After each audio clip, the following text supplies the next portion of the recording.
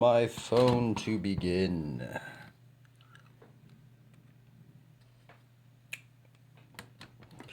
Is this at the right angle?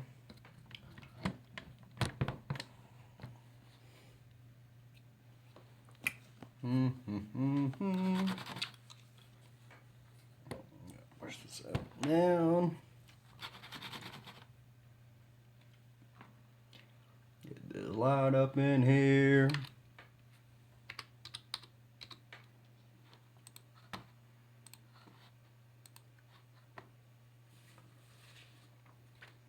Right there. Just before I get all this stuff figured out.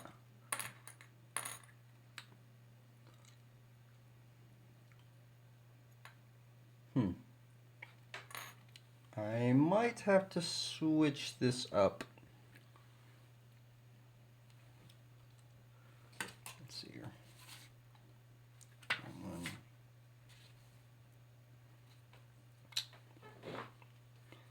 Let's see what this is.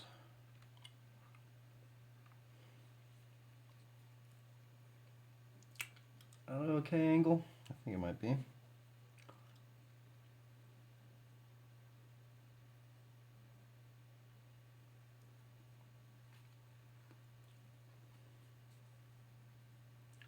That actually might work out.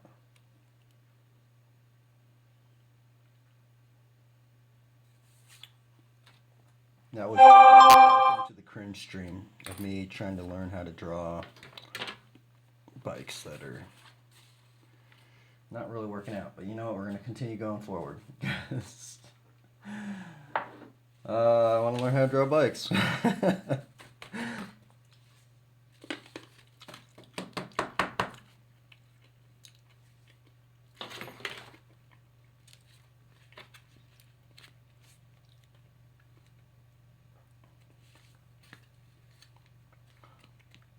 Figuring out how to. I might just like do a bunch of like gesture stuff like this, trying to figure out how to place the bikes more. I might try that. Not too sure right now, but I'm thinking I might attempt that in some degree.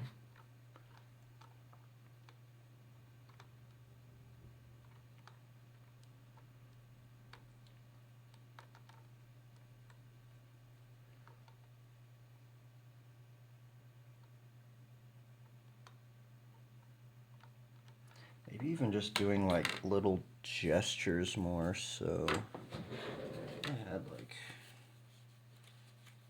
gesture sheet I had going up.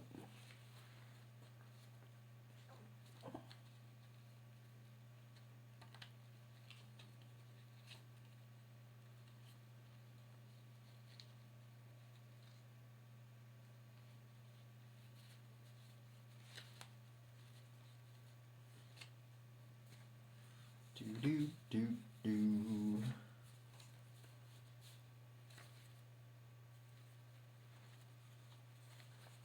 There we go.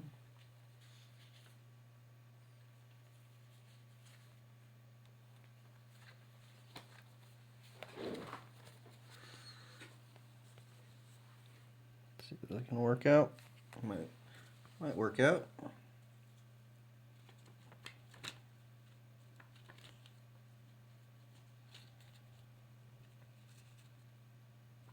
I'm wondering. I'm trying to think. Like, can I draw bikes without doing the perspective stuff? I know I can do thumbnails without doing the perspective stuff, but I'm having. I don't know. I'm kind of wondering. Like, do you have to do the perspective stuff all the time to get it to work correctly? Let's see here.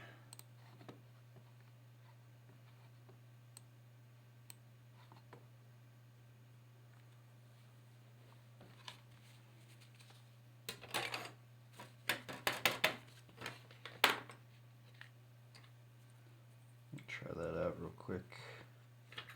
Let's try just doing like thumbnails of bikes. More so that. this pencil up.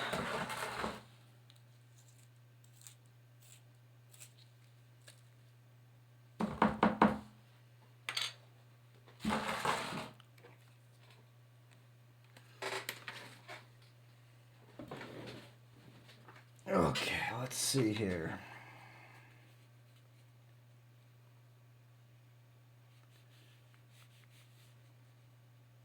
I'm trying to figure out like how to quickly draw bikes, you know? Like, because I feel like the perspective thing that I'm going for, it's just like, it's taking so long. And I'm wondering if I could just like, I guess I could maybe just like free eye it maybe? That's kind of what I'm trying to go for maybe. Oh, it's really, really bright. I guess this light is a little bit too powerful. Can't really see it. I might have to just raise this light up, actually. Yeah, that's what I gotta do.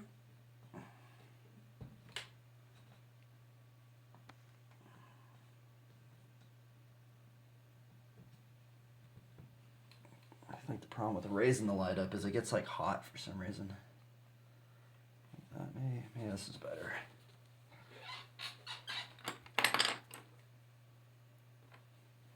Better? Is this better? I don't know. I mean, I could use this little light. Could probably use the reading light. I had it like this.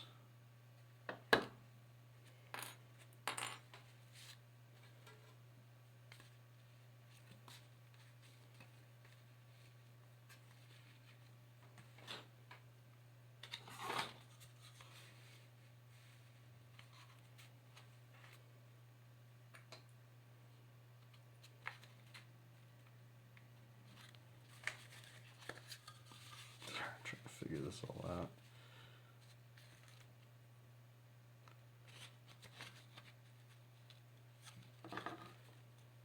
Trying to get these janky setups to somewhat work.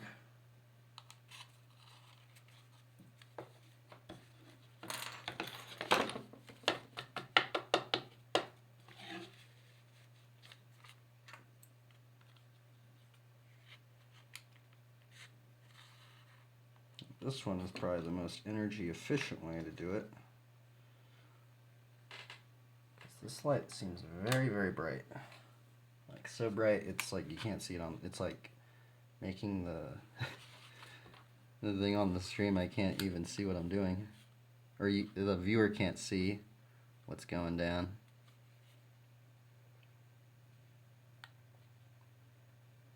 Should probably just use it like this.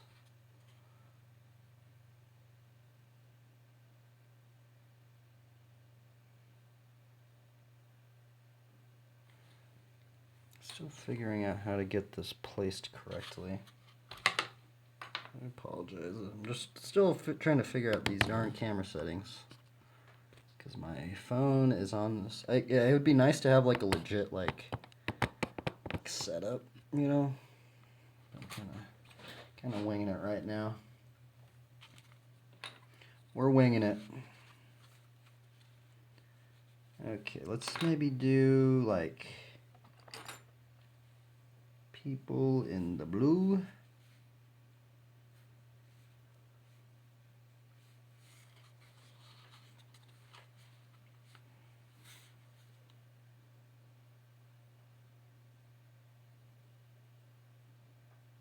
Now it's not getting picked up. I apologize for the camera settings. They're not working out, man.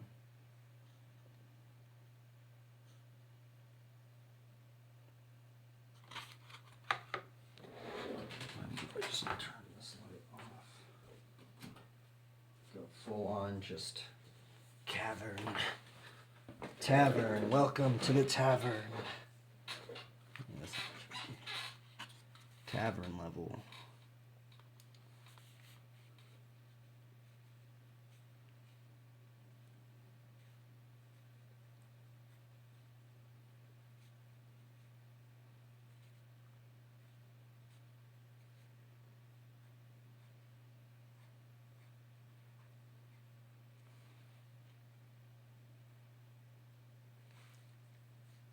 maybe.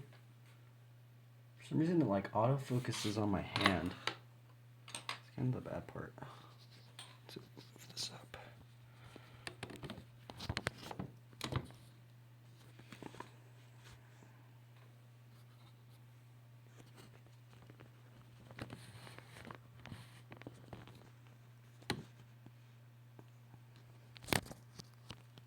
What sucks is I'm probably gonna have to do this for every stream. Get this set up like this. This is better.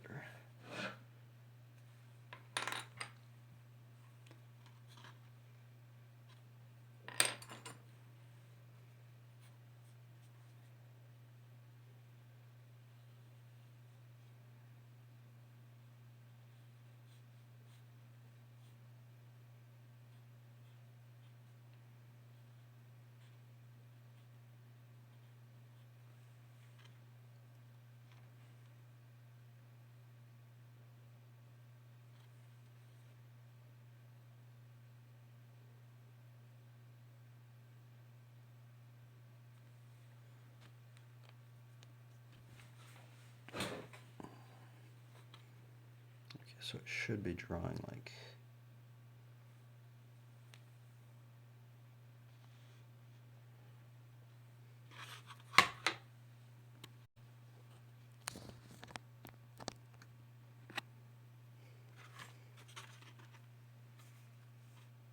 There we go.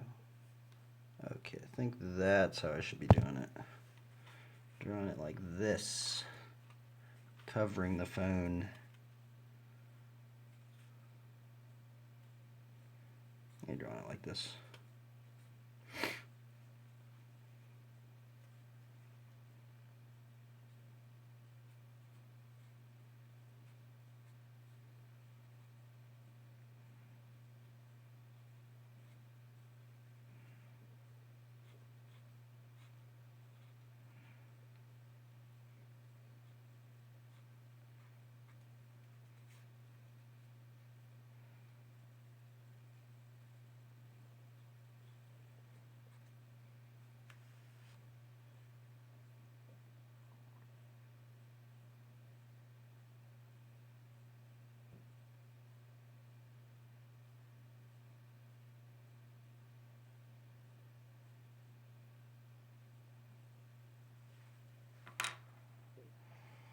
Something like that.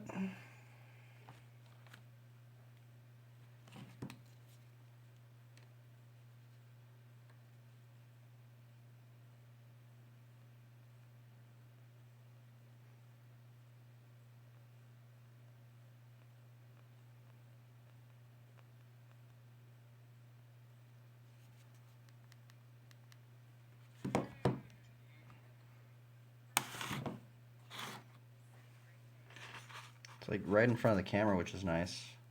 It might even be better than how I was doing it earlier.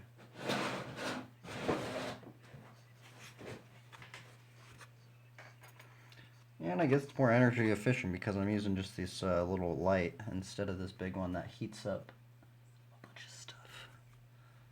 So this is like the lightweight setup.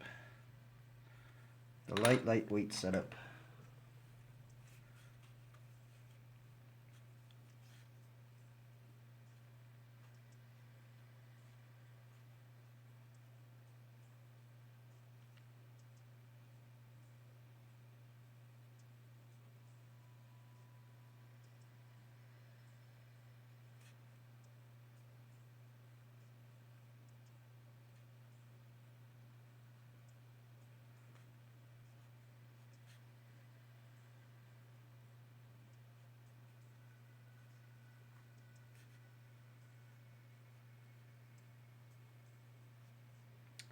I'm almost thinking I shouldn't be doing like the perspective stuff as much.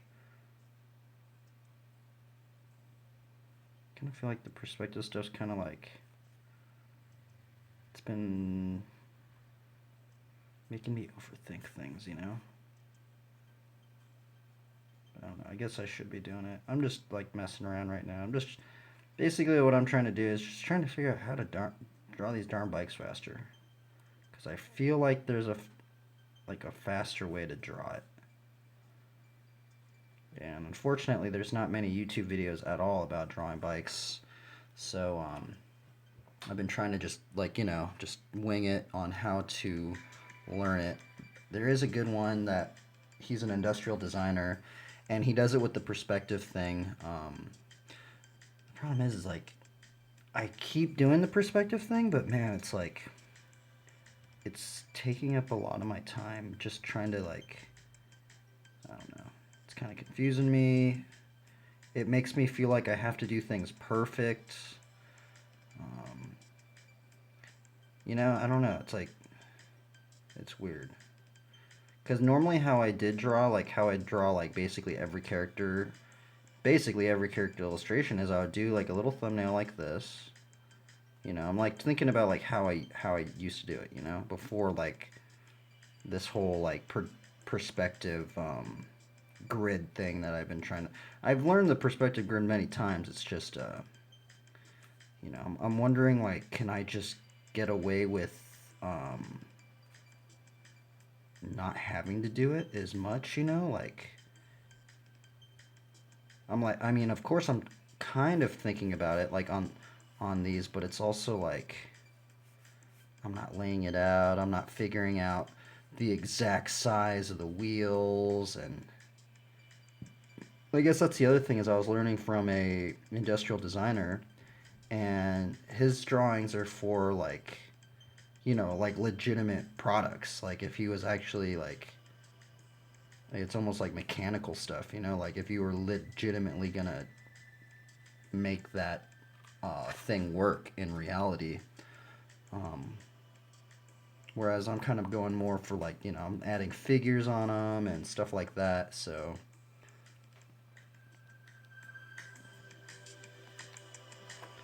it's been a little interesting. Quite interesting to say the least. And it's kind of weird. I'm like drawing in the dark right now.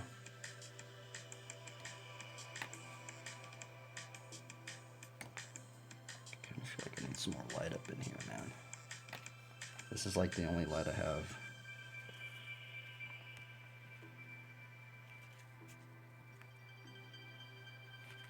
The only light I have.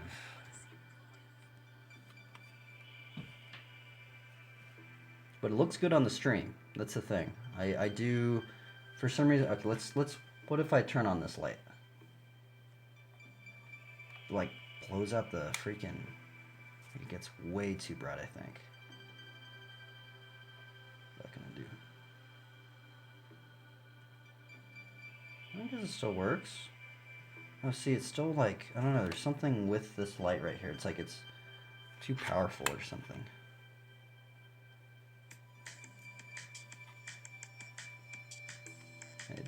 Maybe not. Okay, so I think I'm gonna do just a bunch of thumbnails like this. Maybe. Okay, I guess this light works now. I think maybe it's the light, my main like room light.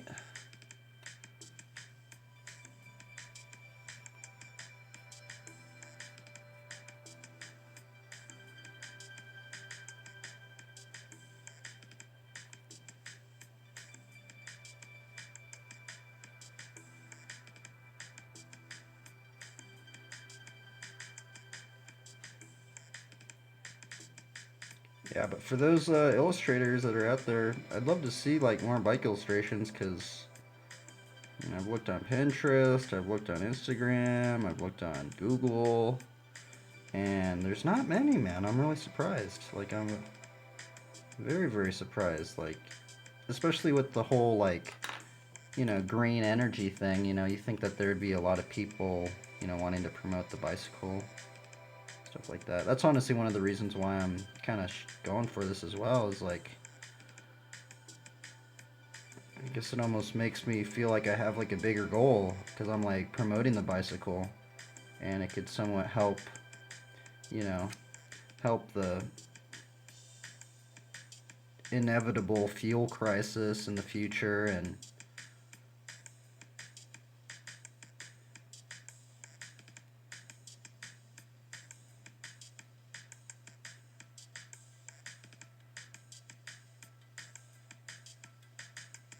I love doing thumbnails though. That's one thing is like, they don't have to be perfect. That's, you know, man, I keep saying it, but man, that freaking perspective grid, it's literally like, it's almost kind of like not a good mindset for me because I keep thinking, oh, everything has to be perfect. Like everything needs to be perfect. And you know, I don't know. I grew up like studying a lot of like nature stuff, and when you view a lot of the nature stuff, it's not really perfect, you know, in reality. It's kind of like they go with their mistakes.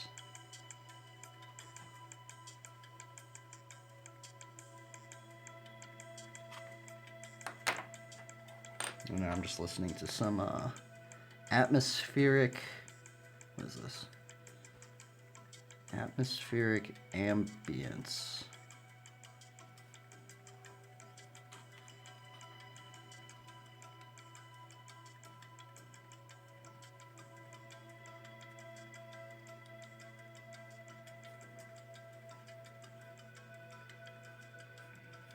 I think a big one though is like figuring out that a normal bike is about 3 circles wide.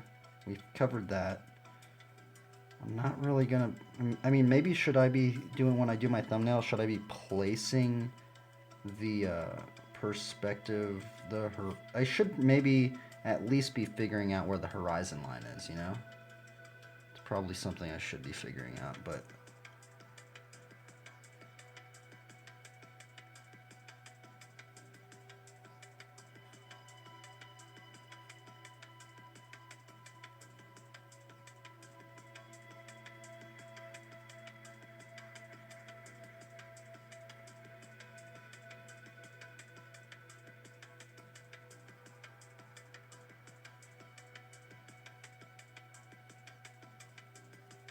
oh yeah, I guess that's the other reason why I started doing the perspective thing. Is because figuring out how to tilt the bars is quite the challenge.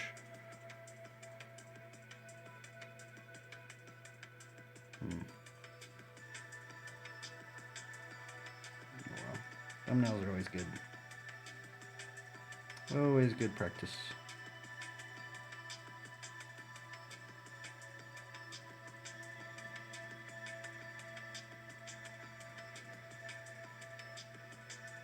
Not stressful. We can make as many mistakes.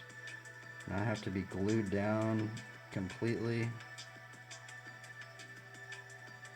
If you don't like it, we can just move on.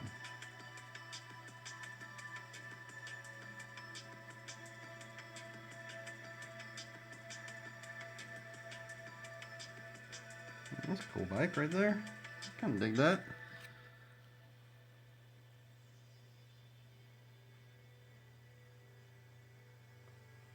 Like so strange. It's like that's a little gesture of a bike. I mean, you can see like this one right here. It's like, oh man, I kind of like this one though. This one worked out, but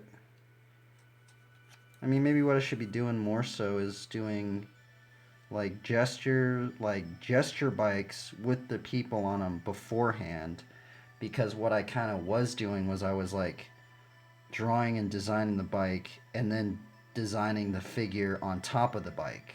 So maybe what I should be doing is like just as the little thumbnails people figure out like a character, I should probably be figuring out like, you know, the you know, the figure and stuff on here as well, beforehand maybe. Because I was watching a perspective video earlier today, and he was saying like it's good to, you know, place out your horizon line, but also thinking about things in like really really big boxes, you know, like thinking about, you know, if this bike was right here, because that's the other thing is like I thought the industrial designer guy was kind of like messing me up, because he was like, oh, just think about it as a big box, you know. And but I think why he's doing that is because it also speeds things up. Doesn't seem like it speeds them, well, you know, but and then just figuring out how to place this within that. If this was the perspective or the vanishing points right here, figuring out this middle plane, and I'm gonna actually just try and do that one right there. Let's see if we can. guess that's the other problem I'm having with doing the perspective is make everything like really, really little. Too little, I think.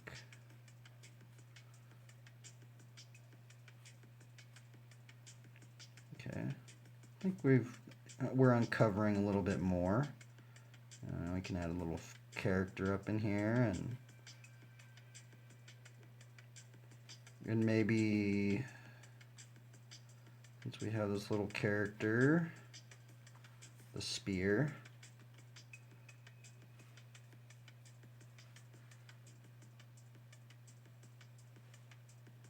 Oh, you know why having just this light is good? Is because it makes just this focused. Interesting. Just having this one, I'm actually noticing if I just have this light on, because I guess like this little red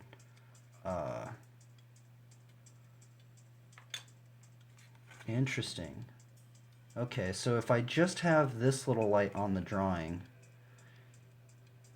it seems like this gets stayed in focus because my phone, for some reason, this old phone has like some sort of auto focusing thing. And I guess since this is the only light on here, it's wanting to focus more on just this, which is pretty cool. Oh, this is like drum and bass stuff. It's kind of crazy. I guess I should just get good at this setup because this setup is ultimately the lightweight setup to draw in many other places if I had the internet capabilities, because it's basically a really cheap easel that I can kind of move around. There's a hinge and I have my phone kind of placed on it.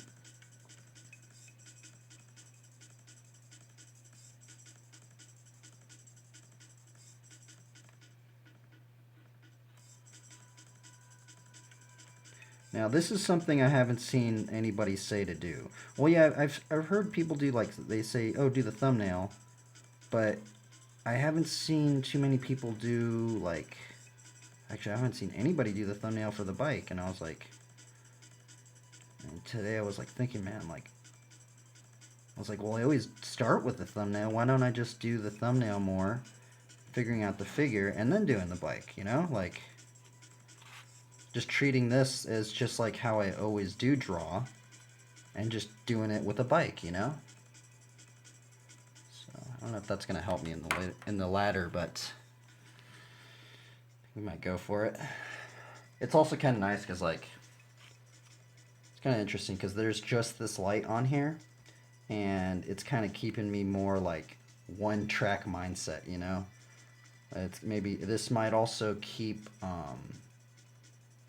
the distractions maybe more at bay, because some reason when I turn on any other light, the autofocus doesn't work. It gets like messed up or something for some reason.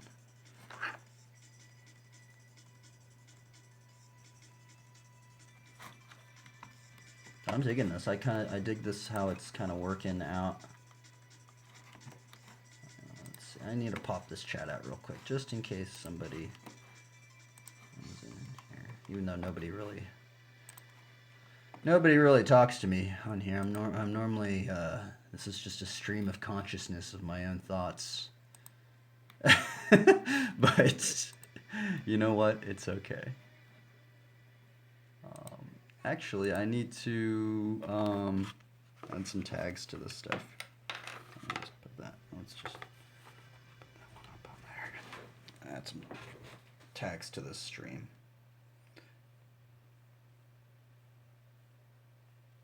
Twitch. Go here to Stream Manager. Man, technology trips me out, man. Put BMX, search, save, character creation, character creations.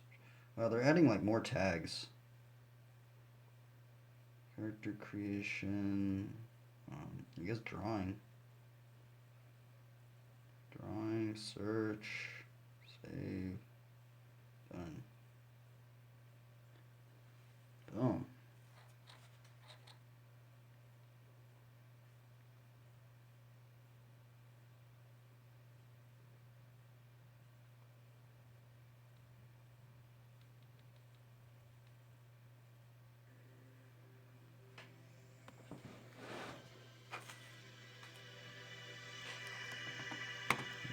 How do we pop this chat out?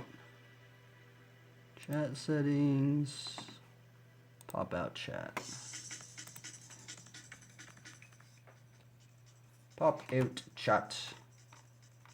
I honestly think, yeah, we need to do a bunch of thumbnails. I love doing the thumbnails because they're not stressful. I love making. It's like, I don't. Once I do this Horizon line, I feel very like trapped. Like I feel like everything. Like, I just feel very like, I gotta get it in there, everything, to work on this plane. I was like, this is just like, okay, well, I'll just make some rough estimates because I kind of know the general things now. So I'm wondering if I could just fake it, like just fake my perspective, because that's generally what I've been doing for. If you look at all my characters actually that I've ever drawn, I just fake the perspective. I don't know. There's I do rough little things like some major marks, and then I just kind of like. But I was actually observing some of the old drawings that I've done, and I'm like, man, I totally just guessed that perspective. Like I didn't plan it out. I didn't do any of that. Like I just totally just made it up on the fly. The only problem is it's really hard if you want to maybe even animate it because you don't know the perspective. Animate it with a background, and I'm kind of wondering if you're doing more so animation stuff, do you always have to have the perspective dialed, which I'm assuming you do. So just to get it to work in space, especially if there's a background. And that's the other hard part, is because a lot of my illustrations, even all the commissions I've ever had, nobody really says, oh, well, I need this in the background, like this thing in the background.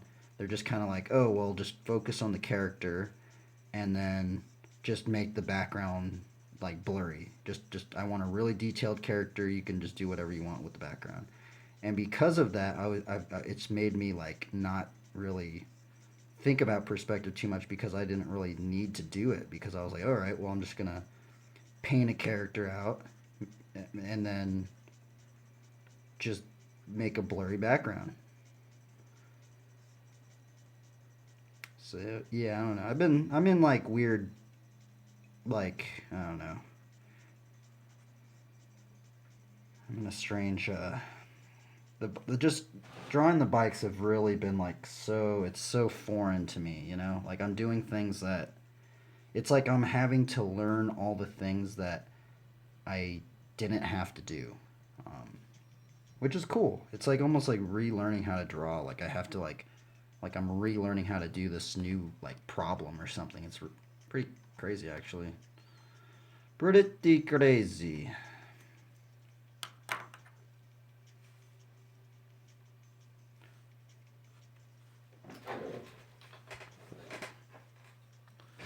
Kind of cozy though. It's kind of cozy just having just this light. Just drawing. It's actually making me very much more focused, because I have just this really to look at and think about.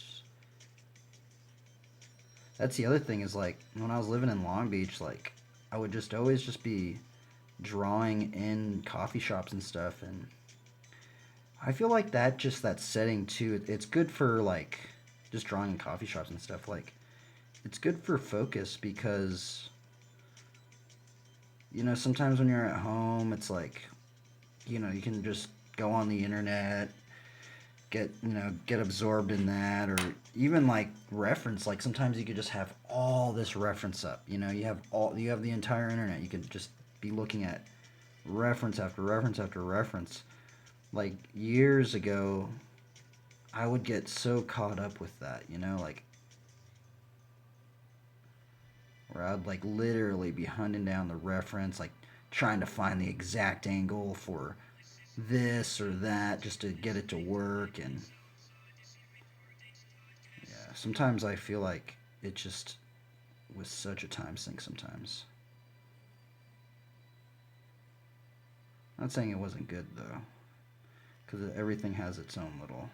Okay, so I think what I'm going to remember is that it's definitely the hubs. So now when I'm doing these little thumbnails, because I'm basically what this my goal is I'm trying to figure out how do you draw bikes faster.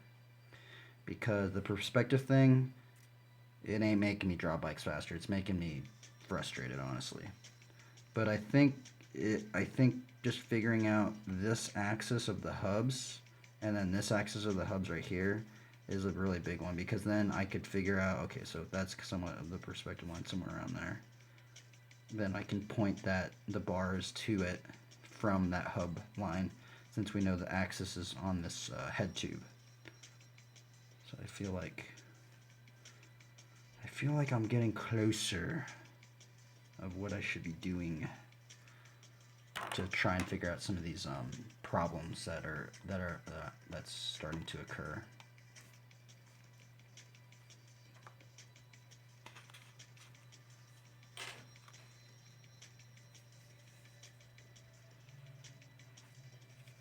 Okay, 3 wide basically. Head tube angle is generally 75. We got that. The seat tube, we got that down in there. We can figure out roughly the middle of these.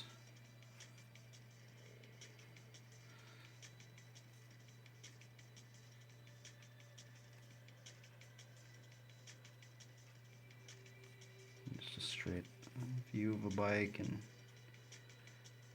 because I want to like just get the bike done somewhat fast and then just maybe focus more like on figures, you know, like I should be focusing more on the figure, honestly, like, because that's the problem is I'm like kind of like observing a lot of these industrial designers, and they don't add figures into their work.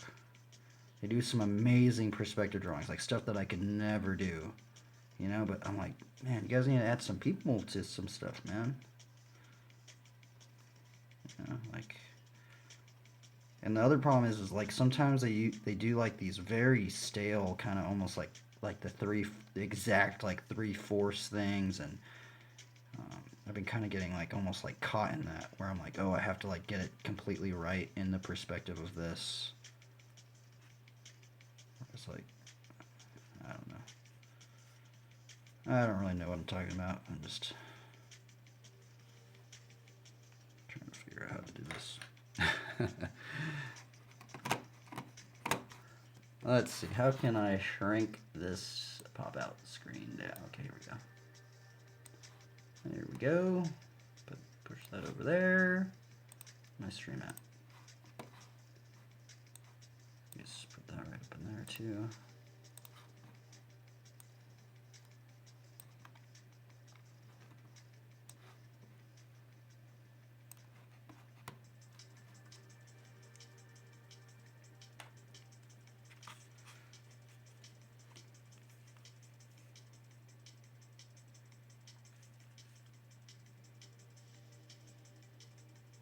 And the one thing that really got me about doing these little thumbnails is one of my favorite artists, actually, Frazetta. He would do these, actually. He did so many of them. A lot of artists, actually, I don't even like really see. I honestly think this is one of the most important parts of drawing for me, because you could just experiment. You kind of almost get the feel of it. But he did amazing little thumbnails. Like, as you can see, I'm not shading out my my inks, and I was like looking back at like Frazetta's thumbnails, and it's so interesting because he would go so deep into his thumbnails. he would actually paint his thumbnails out.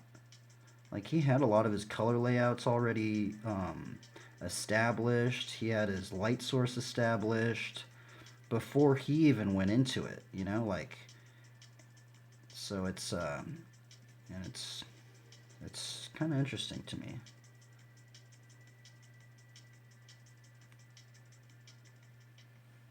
But you can get a lot with just a little thumbnail if you know like the proportions of things, you know, like just rough proportions. You can like really figure things out. But pretty fly on the brim.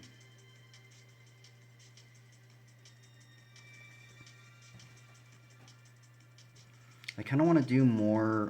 Trying to figure out how to do these like forward bike ones. You know, like, let's see, what would like a bike mechanic look like? Like a bike mechanic has like a little thing right here. It has like that thing. The bike would be like on here on this clamp. We know roughly that the bike is, I guess this will be a little bike because I want to get it to fit in there. We know that that's roughly where the head tube is because that's generally where they clamp it down. Go that into the middle. Right down there.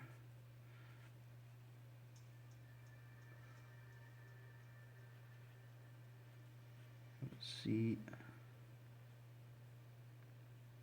Lately I haven't been liking drawing BMX bars because the reason why I don't like drawing the BMX bars is because they're curved. It's like a, you know, say like this was a bar right here, like if that was a bar. This is how you kind of have to draw it in perspective. Like you have to draw this square and then draw that thing. But then the thing is that BMX bars aren't all like that. They're kind of like, they have another bar down here.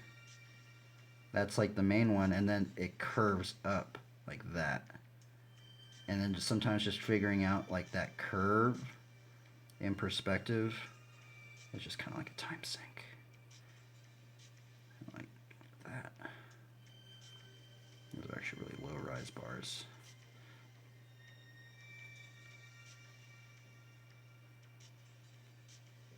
These would be like racing bars, I guess. But I guess that's how you would draw it in perspective. You'd start off with a little square. Let's see, let's make a little... See, I love doing the thumbnails. You can have so much fun. You know, like, I've like, what have I been doing, man? I've like forgotten that I could thumbnail. Like, for some reason, like, I forgot that, like, you could thumbnail bikes. You know, like, nobody... That's the other thing, is I got caught up with watching all these videos. All these videos online. They're always like, oh, we gotta do this and that and that. And I was doing that, and some of them are really handy. I'm not gonna lie, but man, like, none of the perspective videos were like, oh, do a little thumbnail before you do it. You know, I'm just like, man, like, I don't know, man. Cause like, even that, dude, I feel like I could, like, that, just, I could just build that up. Like, I could already see, like, an illustration right there, just on the fly. Like a dude just chewing his tire.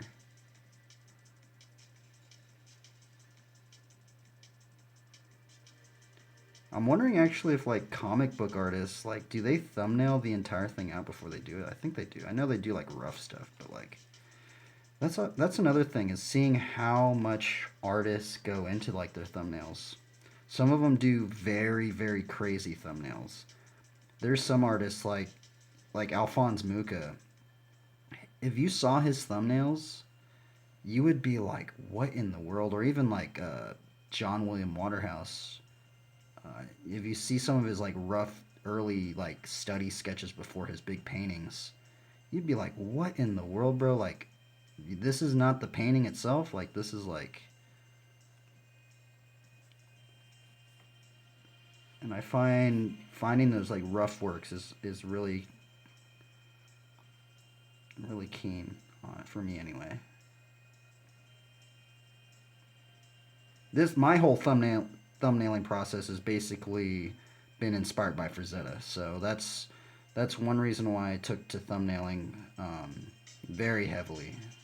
is because of Frazetta, and it's so interesting that Frazetta was like that. He was like, and the thing is like because I've been wanting to for the past like man for probably like seven oh man actually since I started drawing I always loved like trying to figure out how to draw without reference, you know, or much reference at all, you know, just how do you figure out how to draw, like, because like Frazetta said he didn't use any reference, which I know he did use reference because there are reference images that he did use, especially for his inks and stuff. He did use a lot of reference, but um, going into his thumbnails and stuff, you could definitely tell that he did so much just figure invention, and that stuff's so fun for me. Just like figuring out like just making up little scenes and just placing little figures down and trying to build upon that. You know, but even like when I'm doing these little thumbnails, though, I always try and think of like the line of action. So then we have the line of action. Now the thing about what kind of tripped me out about the doing the figures with me drawing the bike first, like this one right here, was that I designed the bike first and then like see how I didn't. Now I'm actually thinking about it. I was thinking about these drawings as an industrial designer because that's the videos that I was watching, especially the one that was about drawing bikes. It was actually an industrial designer. The thing is that then I would add a figure on top, and I think I'm getting like hung up, you know, like I'm getting hung up, you know, from doing this and not going into how I normally go into things. How I normally do it is I do thumbnails, and so what was weird about doing the perspective and then drawing the bike out first is then laying out where the feet would be in perspective of this figure, which I guess that's a pretty major problem. And then building the figure from like almost like the feet to the top, you know, because normally how I somewhat do it is I almost like do like the torso first, you know, like I'll do a little torso, and then generally, you know, maybe figure out like the pelvis tilt too. Pelvis tilt, the three movable masses, figuring out that first, and then I like how many of the art books say, you know, you just go from the head and then you proportion it out like this. So it's 1, 2, 3, 4, 5, 6, 7 roughly. The heroic is, you know, some people do 8. Some people even go down to like 5. Like if you go to like Studio Ghibli, their proportions, I think they're like somewhere in like 5, 6 range, something like that. But the thing about this is I always remember this one because I think it's like the Michelangelo. This is the Michelangelo proportion grid that I was taught, and how he did it was like 1, 2, 3, 4, 5, 5.5 would be the end of the kneecap, and then since that's such a big one right there, like 5.5, that proportion line right there is like such a. I think that one for me is one of the most important ones because that way if you know like somewhat of the muscles and the muscles of the leg, see how I did that little squiggly line? It's like I know that there's another muscle that goes like in that leg right there, but if you can just do it as a little squiggly line, and since you know that that's that end point of the knee, like you can be confident that that's where boom that knee is going to be, and then you can figure out the shin bone and then build the calf muscles from the shin bone, you know, something like that. And then I feel like the anatomy teachers, because I learned, you know, some of the anatomy teachers, like, I wish they would have taught more, like, maybe not so, like, mathematical, man. A lot of the anatomy teachers, especially, like, on conceptart.org, when I was teaching, like, they got so mathematical with things, and that was cool. Like, I guess it kind of got into my head, but, like, you know, and sometimes like, I literally, it took so many attempts to try and get out of like the stiffness that was occurring, you know. But when I'm doing these little thumbnails, I try and think of that, you know. We got the deltoid, we had the bicep. I don't know the actual forearm thing, but I do know it's like an M. And you got a little square for the hand. So it's a little rough, little manicization. That's a word. See, like this stuff is way more fun for me, man. Like, oh, dude, doing the freaking perspective shit, man. Oh my goodness, dude. It's like freaking like. Oh, it's brutal, man. It's literally, it feels like I'm dragging my feet through mud. Like, that's how slow it is. And, like, every drag, it's like, there's just more mud just accumulating. And it's just to the point where I'm just like, and I can't even move and I'm just all stuck. That's what it feels like when I do the perspective grid. But I need to learn it.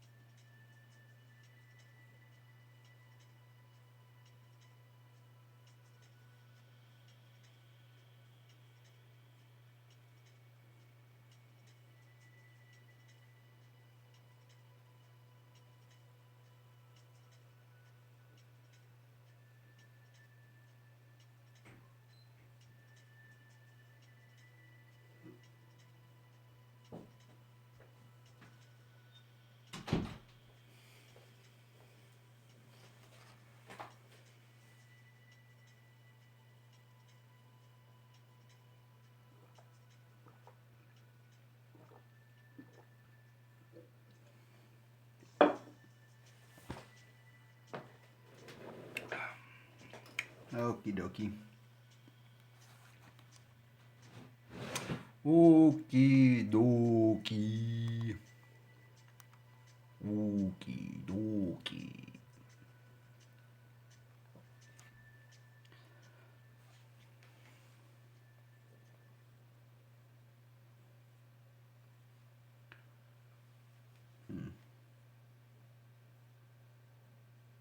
What's this dude saying? Let's listen to him.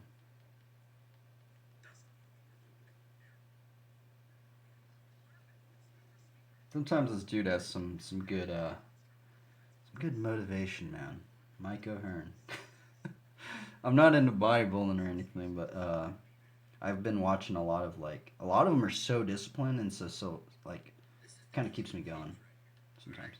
There's a lot of dudes that have done a lot of shit, but everybody's chasing me. What does he mean by a lot of shit? A lot of shit. Oh, leave it.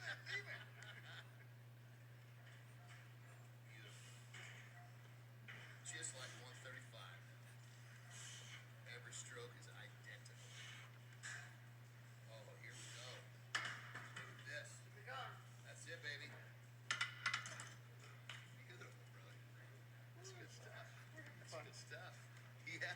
Talking about how do we get the gym like savage again, and then you got, oh, you guys step back here because this is real big, real sexy, real. Come on in now, come on in. Let's bring it in. Look at this. What's up, brother? Oh, Look at guys. Look at this side you guys. Look at this. And we were just talking about. Rich has been here since the beginning back here. We were just talking about Gold's Gym. How do we get it back to that atmosphere of the yesteryears? I understand not everyone walk into this gym and look like this monster. But how do you get the atmosphere back? How do you get the friendliness, the talking smack? Yeah, it's like now it's, hey, can I work in? I got 3 more sets. No, how about you go, I go, you go, I go. Oh, that's right. I can work in with you. You mean it's all right? Yeah. I mean, that'd be the first thing right there. Right, yeah. I think the next thing would be, other than for filming, get the phones the hell off the floor. Because the interruption of having social media or text or whatever communication other than with the weights, it's got to be a huge piece of that puzzle. That would be that's a interesting statement because I was just watching some of the things that was going on here. I know this is annoying for you guys. I have a respect for the physiques that were here prior to. Yeah. So I barely show it. I don't want. If Arnold had a tank top on here, I don't deserve to be in a tank top yet. That's my approach to it. Unless I am in shape, looking the very best, and then I'll pop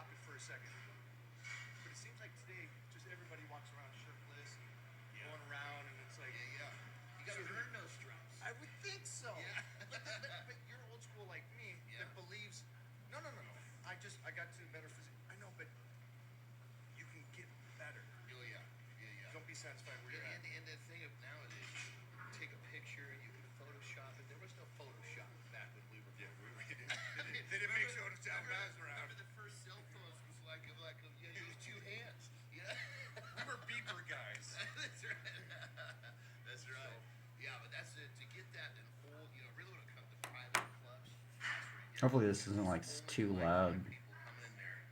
Leave the phone where it's gonna be, down and dirty. Get to work. Well, I hope I am going to gather a ton of information from you guys today and just suck this knowledge up from you guys today. Very nice. It's like butter, baby. Come on. Beautiful. Beautiful. Just look at different thrift lights. Oh! He always says that. I try to keep the reps at 135. Oh, you know what? Maybe that's how I could do it too. Thinking about this as Technique stays as just much. It's more huh. irrelevant. Maybe that's a quicker way for me to figure out like ellipses. Oh, you guys are sucking up the knowledge today. You're one of those in that small circle of people that turns into it turns into a battle of will at that point, you know. That's the fun stuff. You know, do it to test of time. Which is interesting because I think you're the same. You're definitely the same mentality as me when it comes to lifting and pushing your training partner. So some of the stuff I want to talk to you about is because there's not hundreds of us left. Yeah. It's, there's not. Yeah. Like you were talking about before, there's a couple handfuls left. Literally. And so, what is it about us that have been able to continue that way? The kids can learn. Yeah. It's like we gotta pay it forward. If we don't plant those seeds in the right people, it's gonna go and never come back. Yeah. You know? I just always kind of gauge what I do now with what I did when I was 20. Yeah. And when we were 20, we thought we could outwork people. Totally. And it doesn't work that way. Yeah. And so now it's like, how much can I do?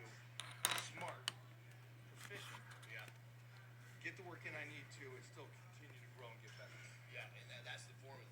That the stimulation, the amount of stimulation is constantly changing as we age. You know, it's like a fewer but yet still sweet sets. When you're younger, you could have a lot more. I call it waste, if you will, and still be good. Question for you, because don't answer it right now. Answer it when you feel like you want to. When they talk about rep range, what's right and stuff. At this stage, for me, I discard it because of the fact that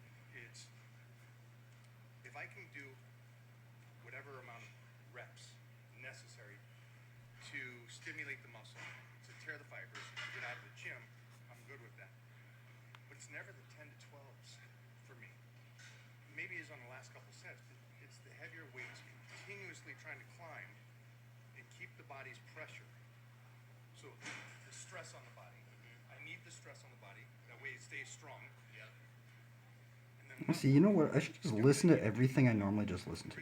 Sermons, at the end of the day, you mileage know. is mileage. Yeah, totally. And kind of like, I guess no, there's the copyright thing. That's why I haven't been doing 20 it. shots, 12 reps. 12 reps, 4 sets is 20 shots. And I'm like, I gotta Let's tell see my younger self, try to get less reps.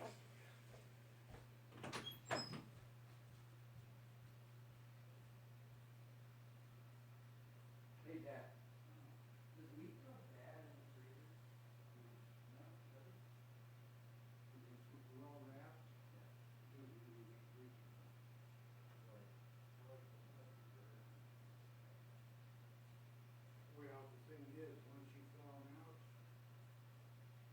you need them because the tissue that holds them together is broken down some. So, thaw out one pack, burgers and burritos and something that you use it up and you I don't know, eat it, yesterday I didn't get sick.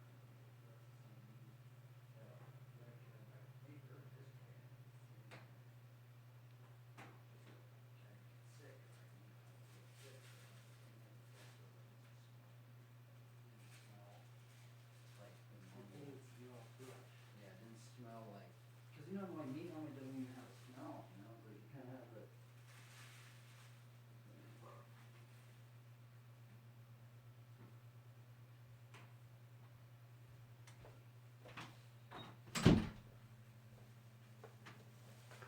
Okie dokie. Welcome to the cavern. Just kidding. Welcome to the thumbnail stream.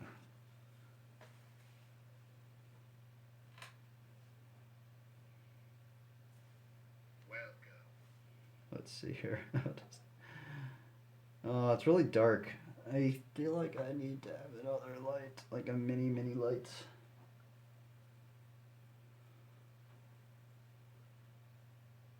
I guess it gets it nice and focused because the darn autofocus on the phone. The darn autofocus.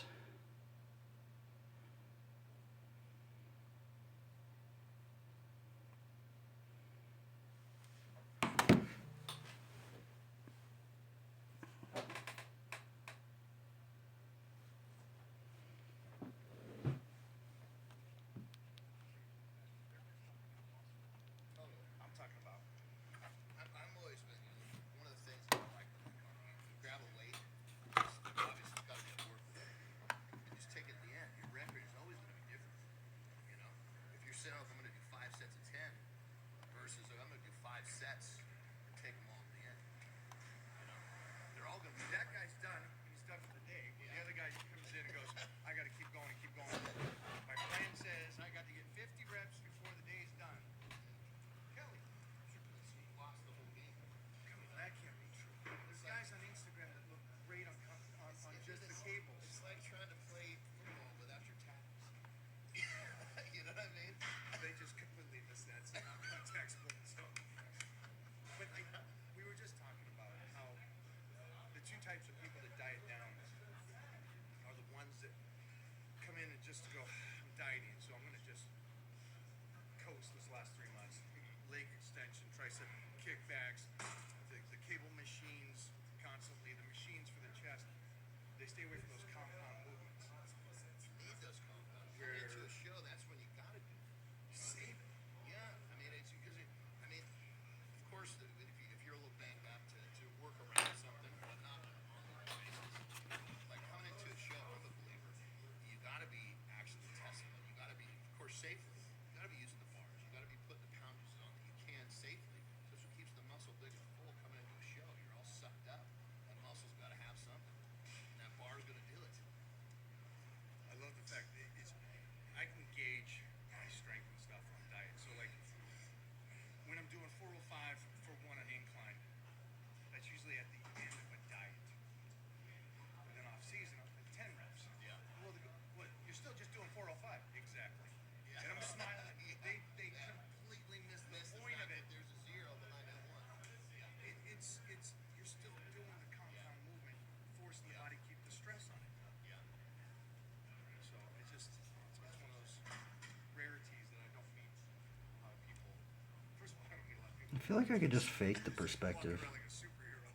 This is not a suit. I don't like doing like the whole like going back, let's figure it all out.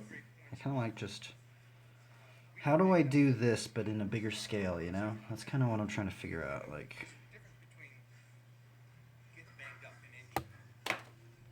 We're banged up. Okay, pull back, work around it, come back to it. Never run away from it. No, no. And you leave it behind. You're gonna. You see how many people have you known? I'm gonna just take a year off and heal up. They never make it back. Never make it back. That's the kiss of death. Am I right? That is. I'm gonna take some time off. Yeah. See ya. And see ya for We good. didn't realize that then, but now at this stage in our career,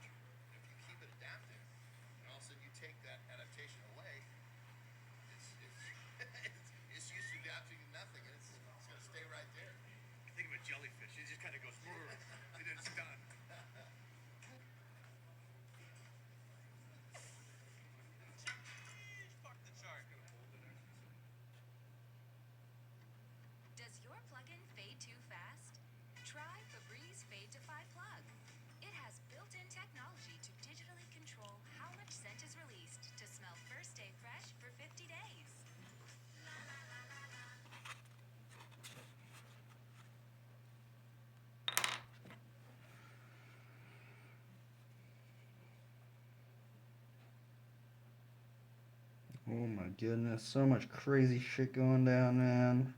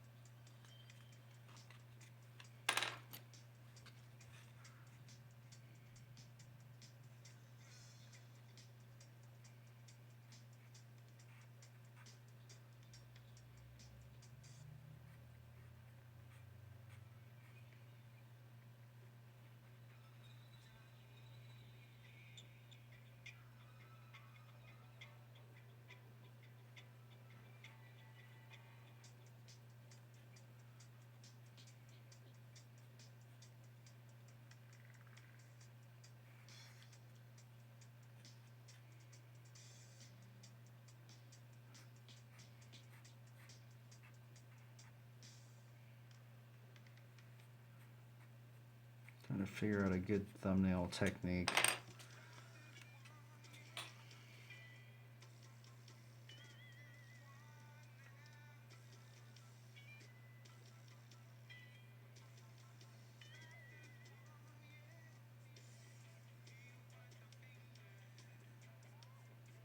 For the bicycle, I might do like the bike in green and then the person in blue.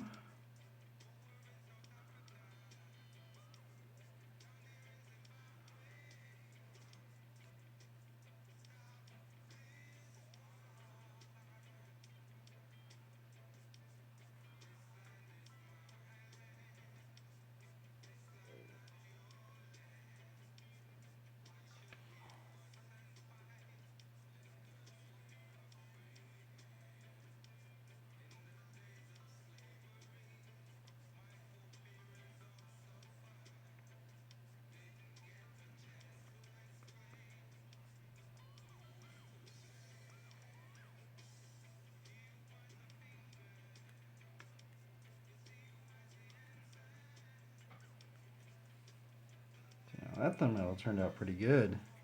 And this person has like a staff or something.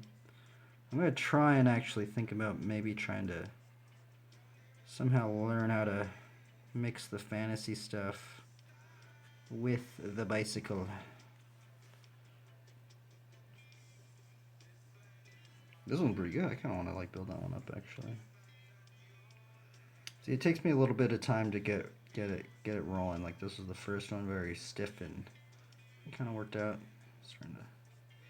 Starting to get the flow of it a little bit more.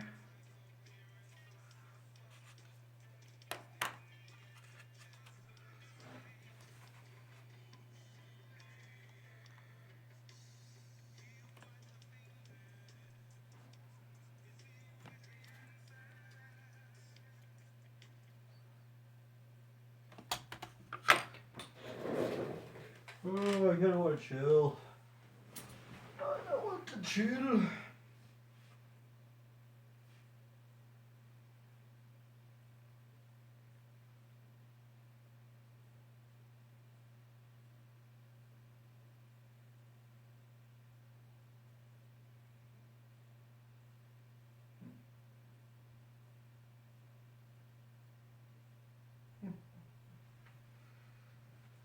Ah, little monkey.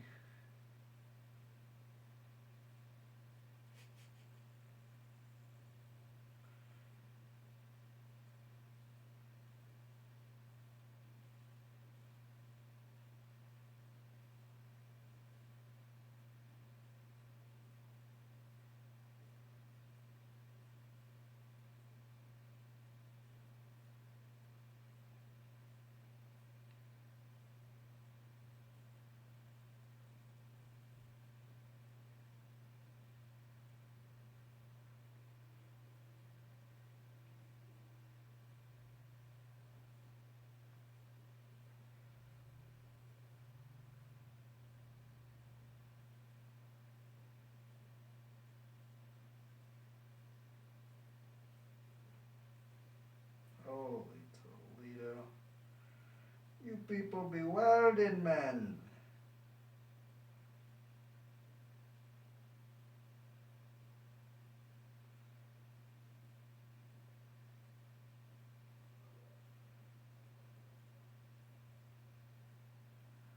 You people be wildin'. That is what is going on, man. A bunch of craziness. Craziness.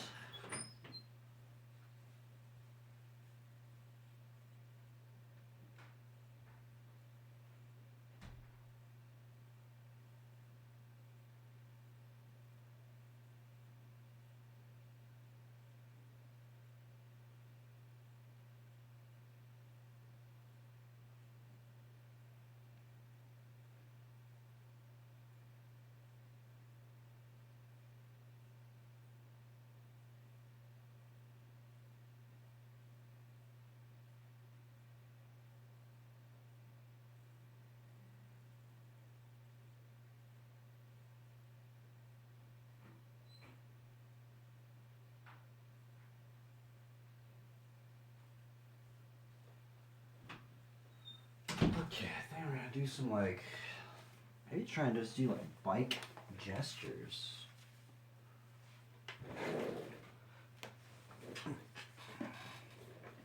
Maybe we should do the bike gestures.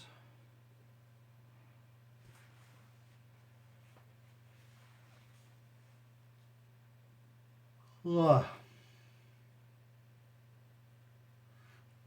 That's one thing that's kind of the other problem about drawing when it's really I have all the lights off except for this one, is that it's kind of making me like tired being in just like a dark room.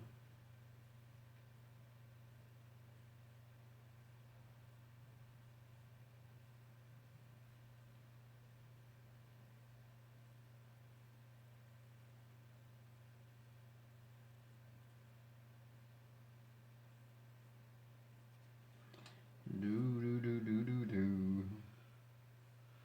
Do do do do do.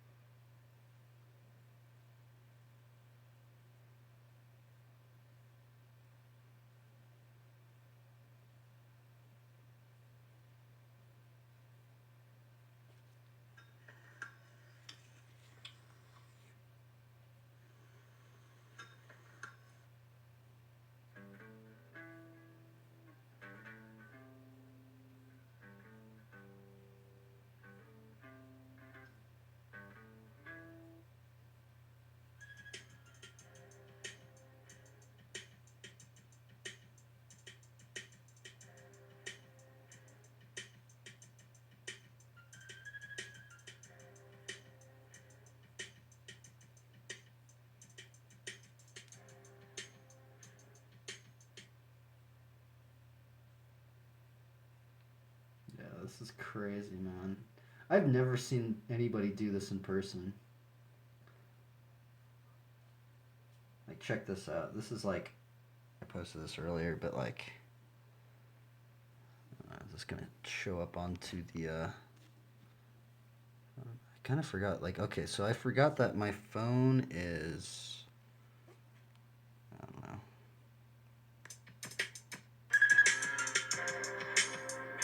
Dude does a freaking, hitchhiker tail whip.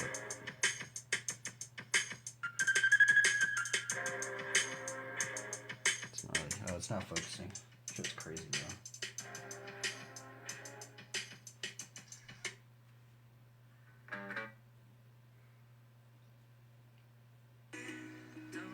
Squirrel!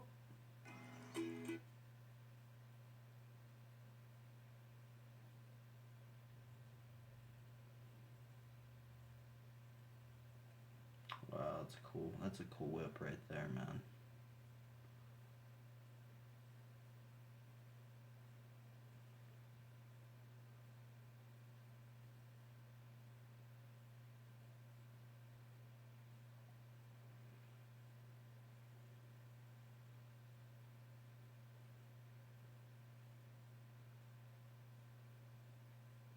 Squirrel.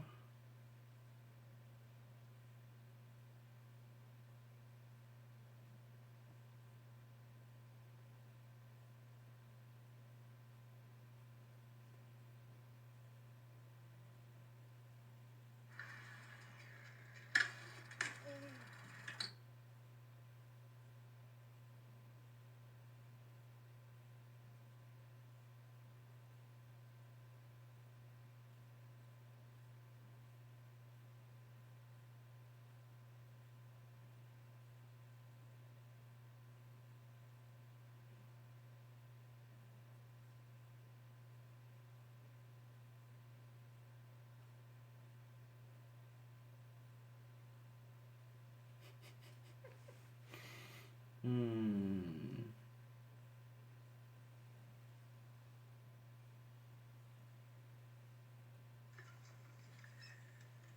Olly, het lukt niet. Olly probeert haar baby's door dat gat te trekken. Zie je? Probeert ze het weer.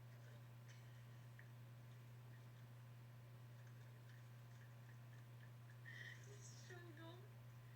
Echt. En de hele tijd passen ze niet door dat gat. Kijk.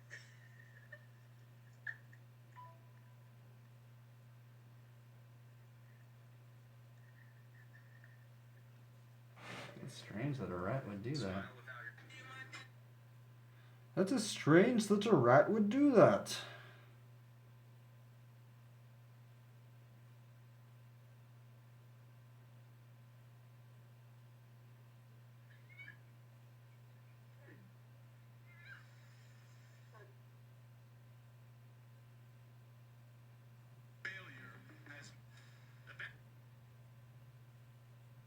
Whoa.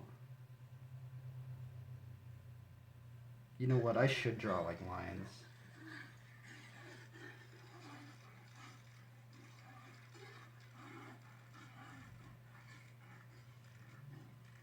I should use some lions actually.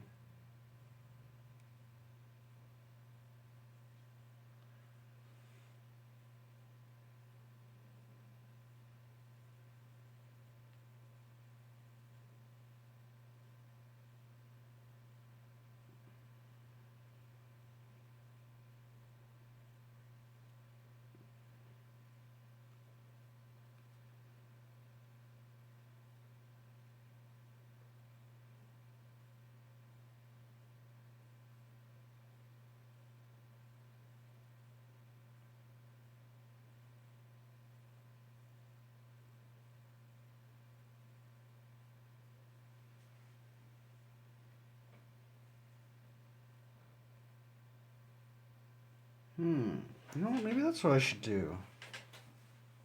Like, I just saw a bunch of lions. Let's look up the Jeff Watts how the lion thing.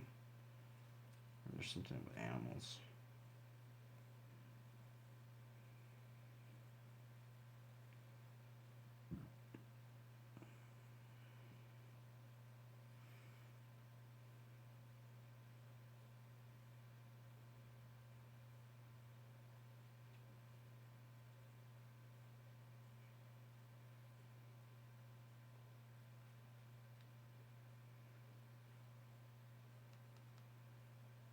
That one kind of reminds me of If you're putting like inspired lions to or something in make there. to learn online at Purdue University. Do do do.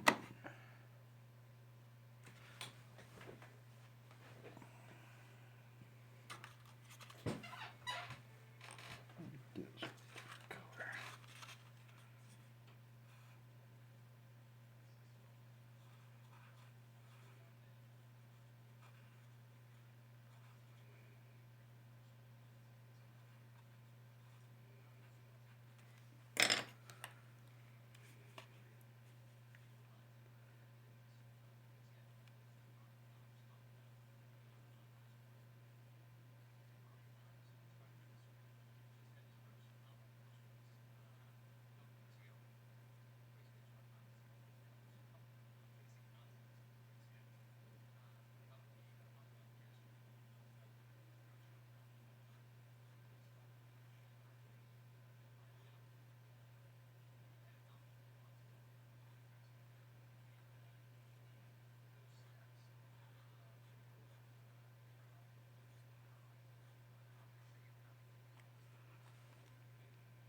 lion. That is a little lion. See, these guys are doing it differently.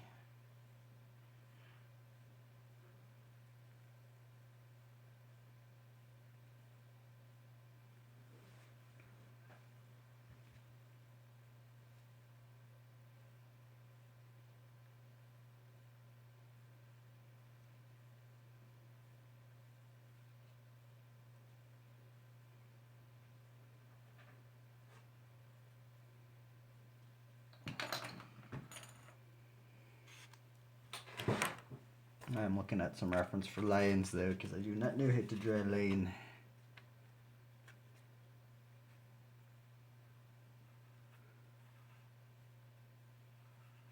Oh, okay. See, this is what I need to start doing.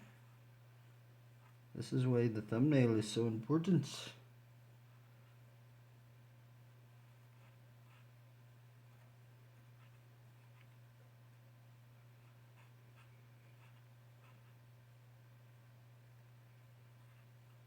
Big old mane.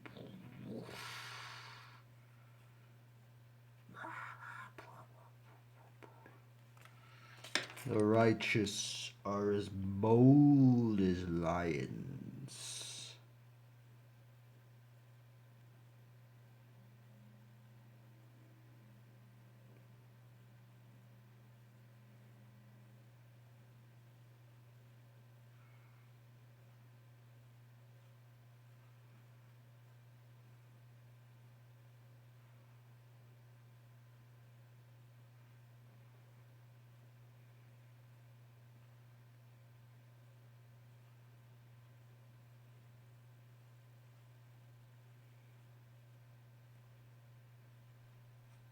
I'm gonna actually, I want to really just start drawing just a bunch of freaking bikes. I'm gonna figure out how to do it, man. We are going to figure out how to draw many, many, many bikes. And then I'm just gonna start drawing bikes in so many things. Bikes and people, bikes, animals, and people. I think that's a good combo right there. We got a lion, we got the bicycle, and we got the person.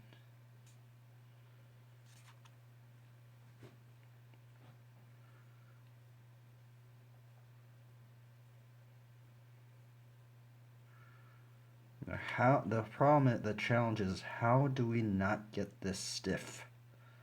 It is the line of actions. We need to find the line of actions. The spine. We need to find the spine.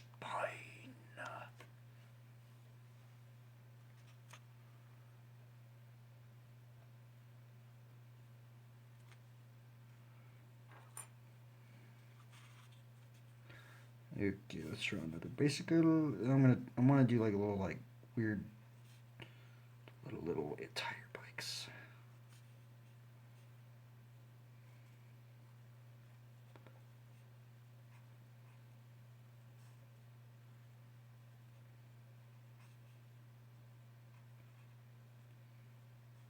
These bikes are always fun to draw.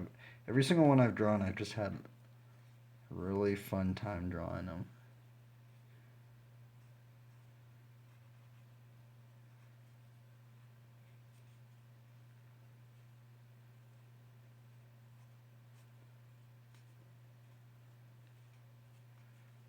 That's cool. I keep like not being able to. I guess we could just. I think this is how I'm gonna do my thumbnails. If I'm gonna do a bicycle, I'm gonna do the figure in blue.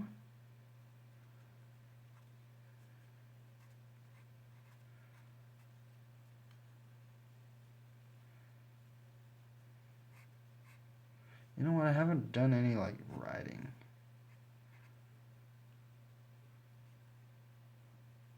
Yes.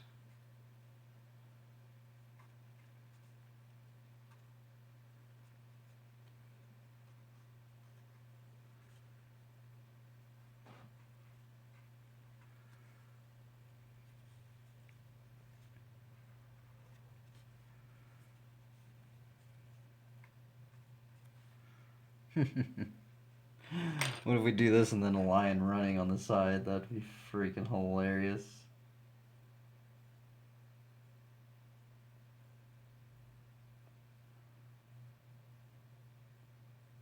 I don't know how to draw a lion running.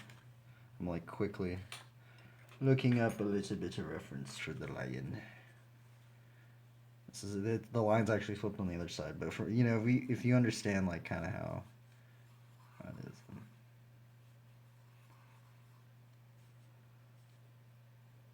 It seems like his legs go back like this.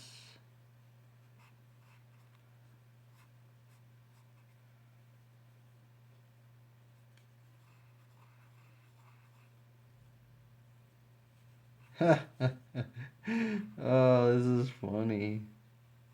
Now, see, this is fun. I like doing this. Not thinking of. I didn't even think about the perspective line on this one. I find this one funny, though.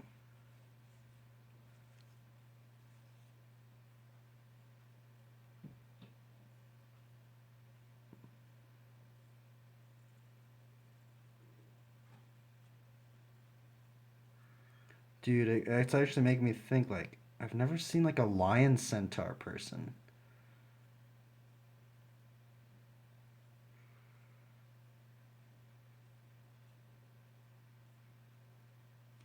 This doesn't look anything like a lion.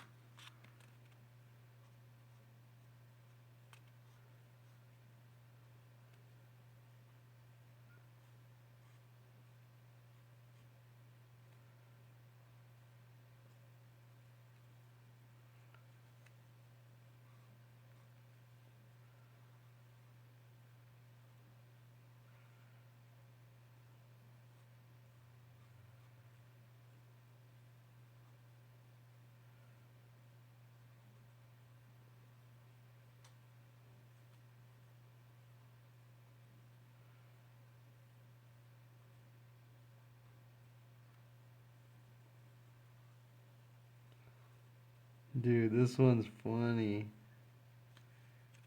Look at this. I got this freaking lion, this freaking chick on a little bike. That is funny, man.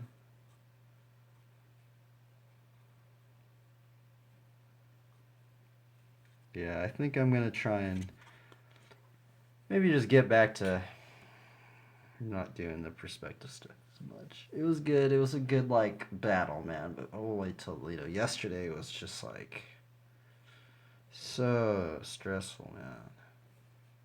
This is funny though. I like this.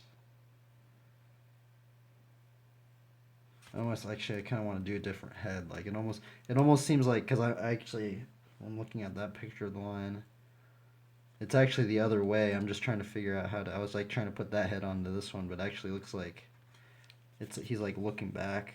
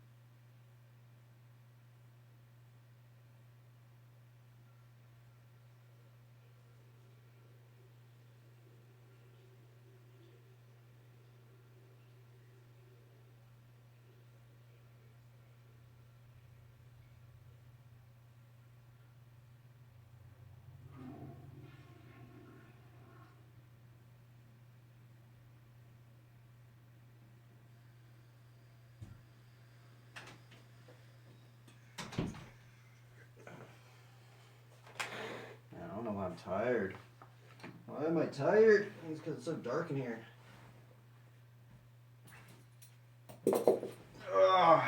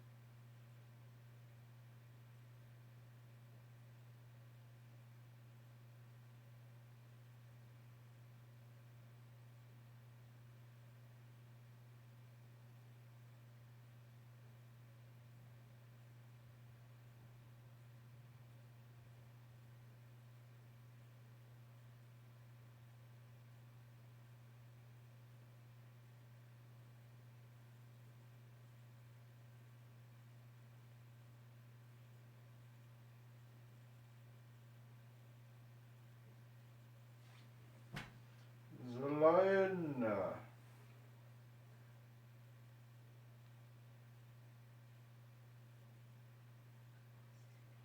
Someone who invests in the people that are helping them to succeed. Ugh. That is professional.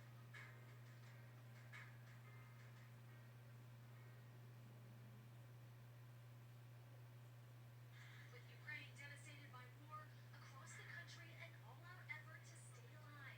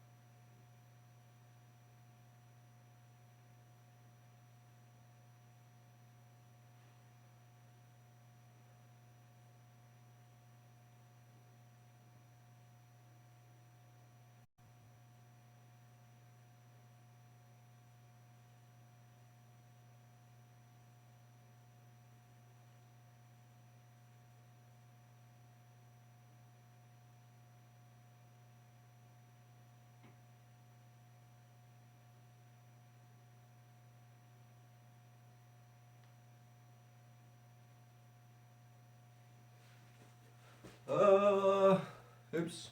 Let's see here.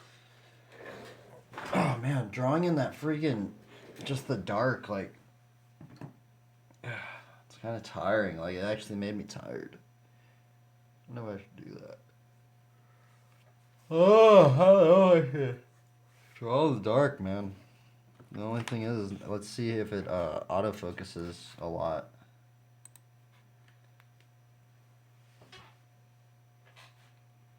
Hopefully it doesn't.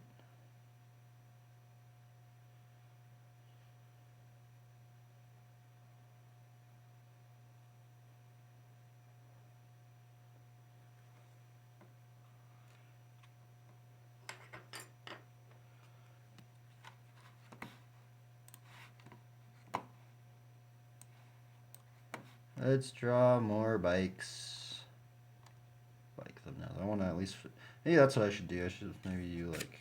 I could just build some of these up actually. I kind of want to build this one up. Maybe.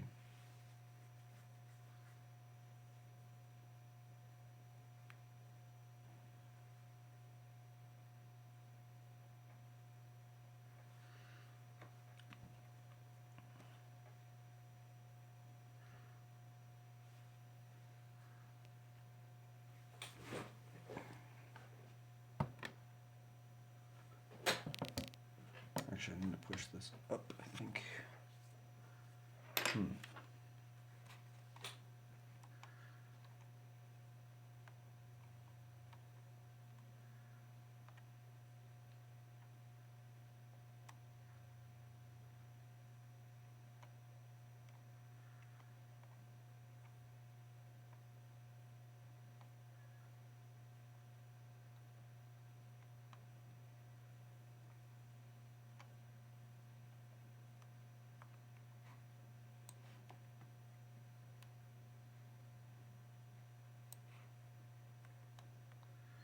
Do, do.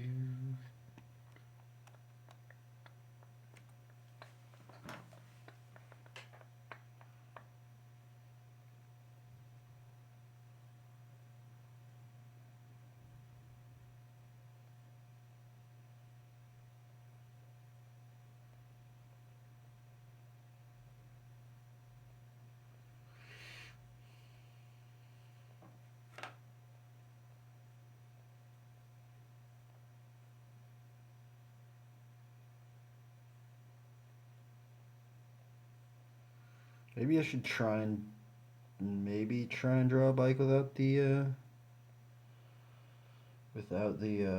grid system that I was trying.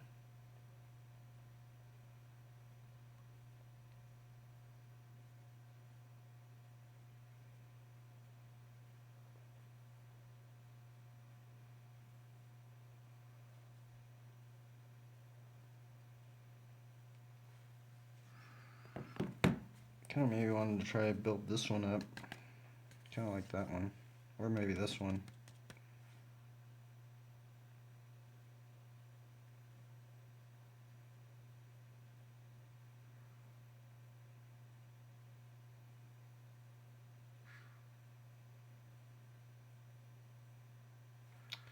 I'm gonna try to build that one up.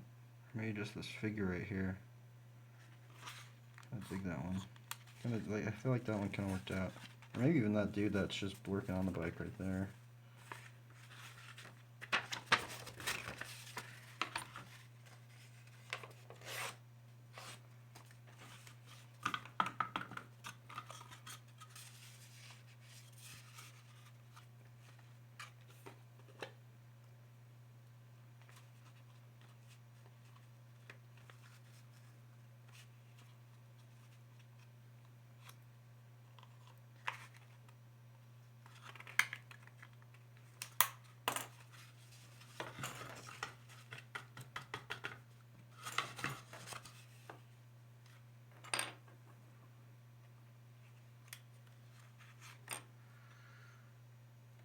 No, there's like a shadow down there. I don't like that. Unless a shadow light up in there.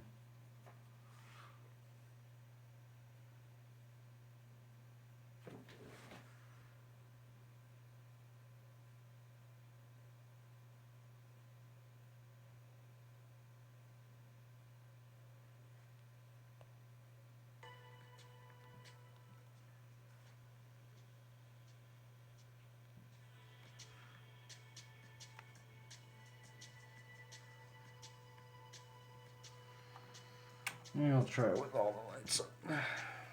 Give it-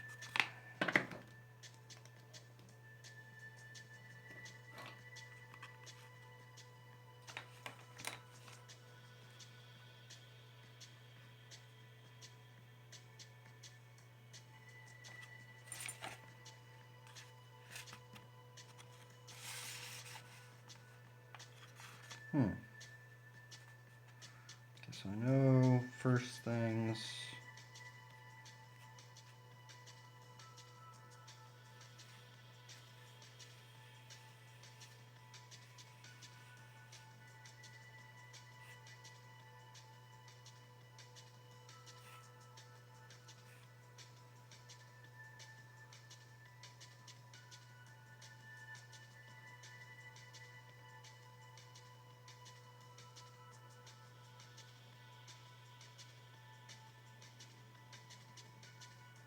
Three. I'm kind of like, let's see if I could do like the gesture like I normally do. Just like this, you know?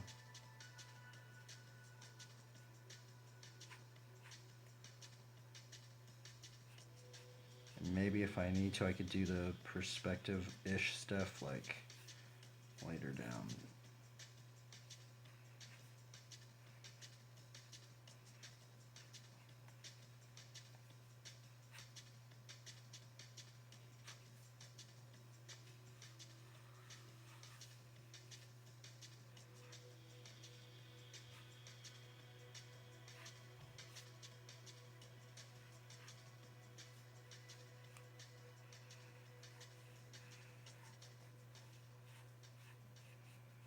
Gonna try and wing the perspective this time. See if it's more. Let's see if like I can like almost like fake it, like, you know, to where I don't have to do the whole grid. I mean, I'm trying to like somewhat roughly like think of, you know, a vanishing point, but not as great to the degree where I'm like measuring everything out.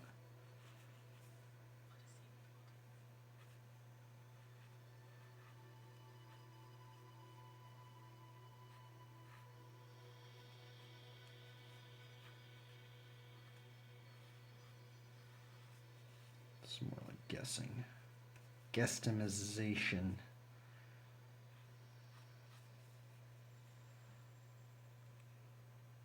It seems a lot faster. Even though now that I'm thinking about this, these wheels aren't the same size. Oh well. Let's just see if we can get the figure down. Like fast, you know? That's what I'm trying to go for, is just getting things down fast.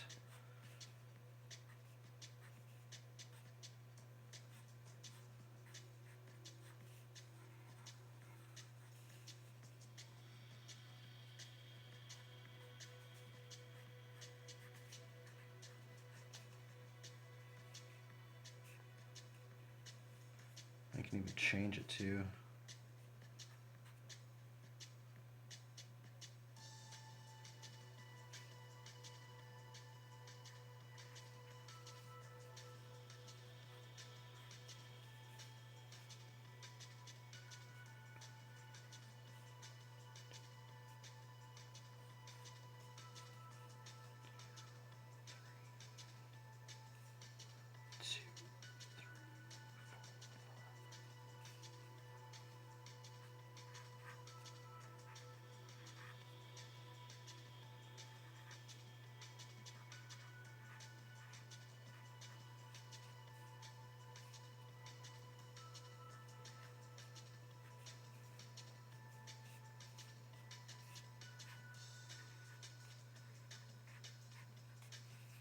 Oh yeah, this is so much faster. You know?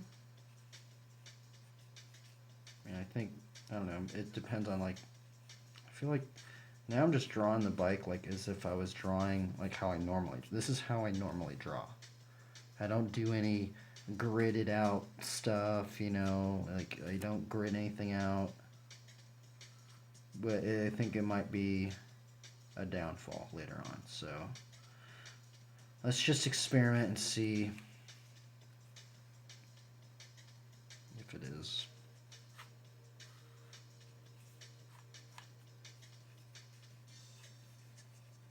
roughly trying to get this one up in here. Maybe not do the line. I don't know about the line.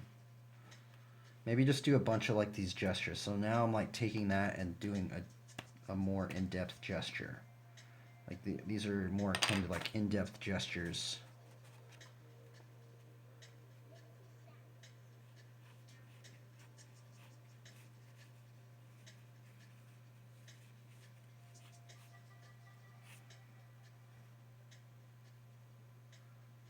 For some reason it doesn't want to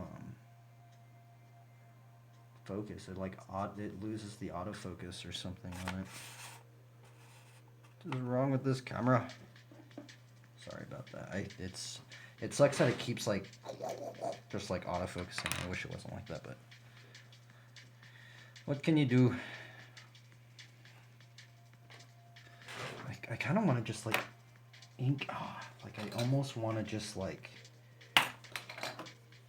just freehand ink this out, you know? But no, I'm not gonna do that. I'm not gonna take that risk and get frustrated.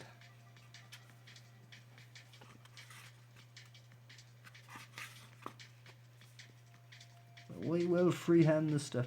Now this stuff is just all invention. This is the, you know, we got the thumb. All of it's been invented except for the line. I did get reference, find a little bit of reference for that pose, but I don't think we're gonna do that one.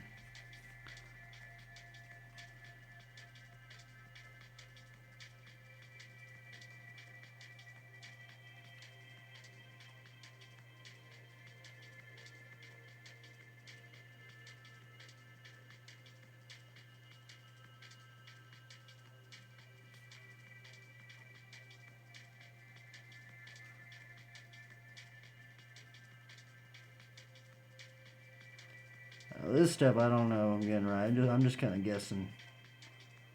We're just guessing. We're just going with the line. What the line brings us. It's kind of like, this is like the akin to the graffiti stage. Because then this is when you can kind of really just, you know, just mess around. And this is when the abstractions start happening.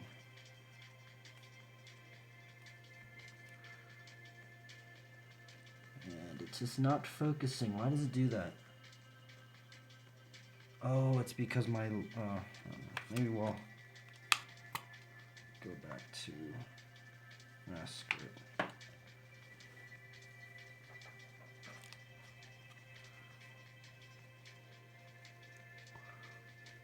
One, two.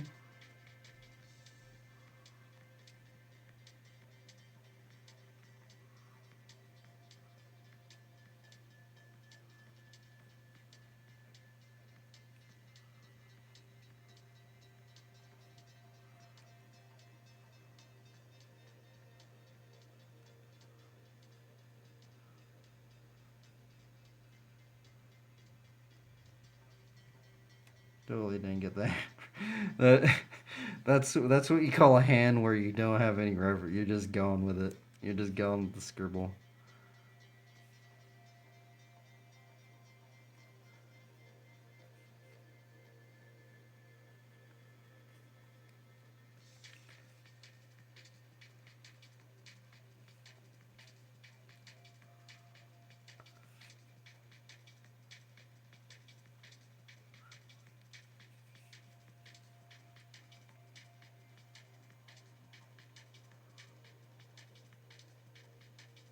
The Lion and the Lamb. Or The Lion and the Shepherd chick.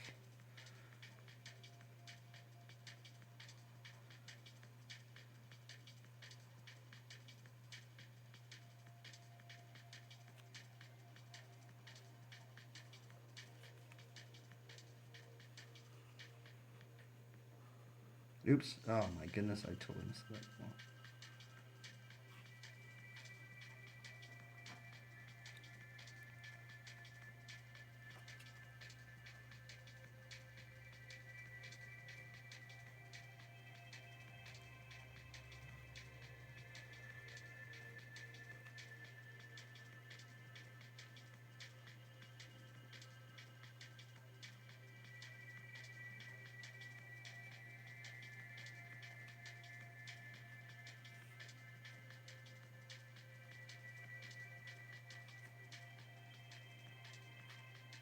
What am I doing? Oh.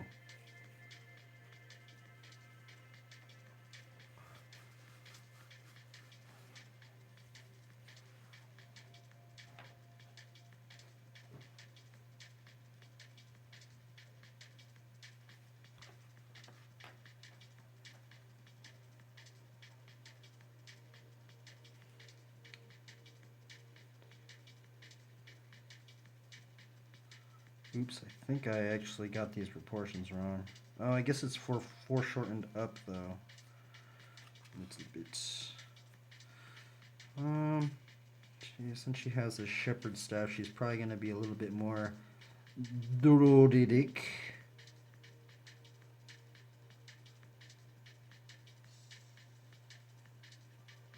So she's got a leaf bra.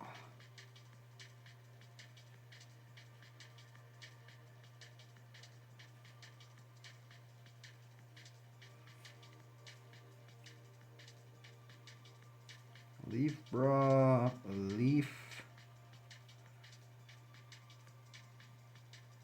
pant, leaf skirt.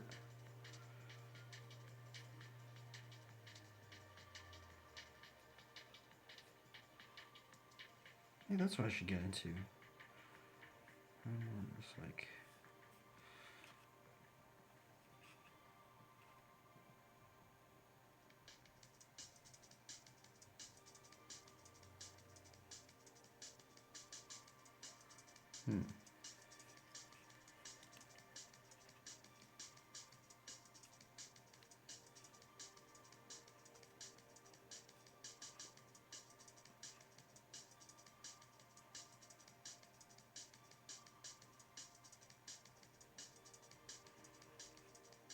Dude, I've like forgotten how to draw feet.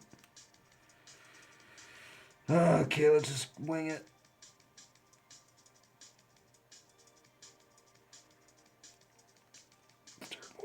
Let's redo this. Let's see here. Like, I know it's like 3 sections, something like that.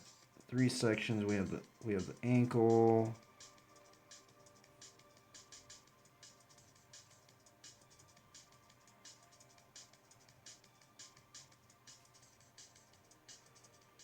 I'm just gonna draw like a. I think it looks weird. Oh well. Actually, I need to re-up. See, I guess it's just that position of that foot, because let's see if I can wing this one. I can wing this one because it's like you just go like this, have that part go down, have that toe, and then you can put like some little toes in the background. It's kind of a big foot, oh well. I can't really, I'm not getting this one right.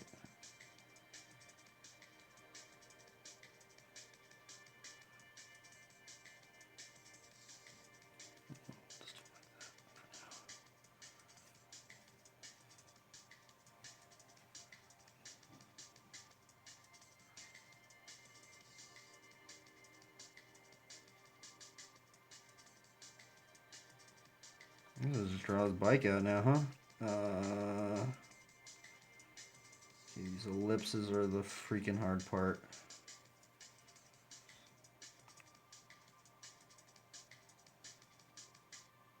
See, this is I'm digging this though. Like I'm digging like just going straight, because this is how I would draw like you know, like a figure. Now I'm basically taking the old way I was doing it, not the way that I'm used to. But now, instead of doing all the mind-boggling brutalness of the mind of perspective, I'm just kind of winging it. I feel like this is like the first one I've ever done where I'm just like, from trying to learn how to draw bikes to just see if we can just wing it. Looks like I can though. I'm just seeing like, is it gonna look really wonky? I feel like as long as you get this perspective of this, and maybe, I guess that's the problem, is getting this in the middle with the tire.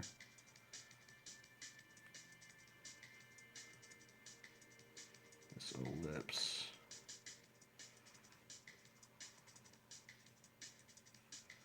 I guess you can just roughly measure that, and then just know since that is like that, then the tire's gonna go out like.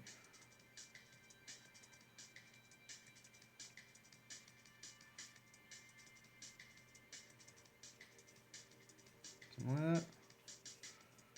Just not being afraid to get all sketchy with it.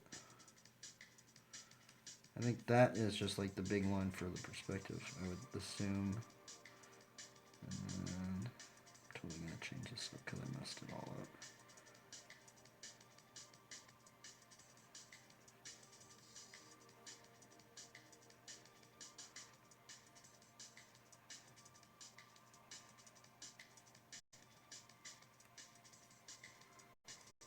Oh no.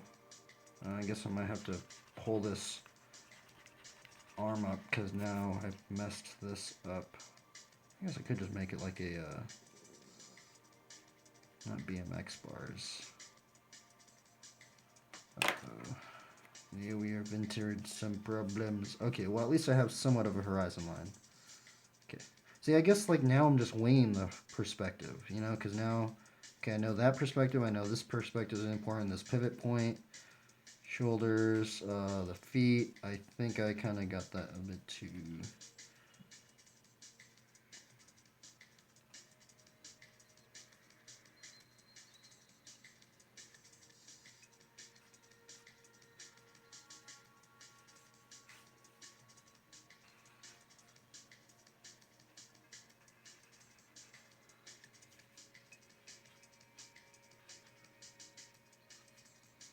Oops.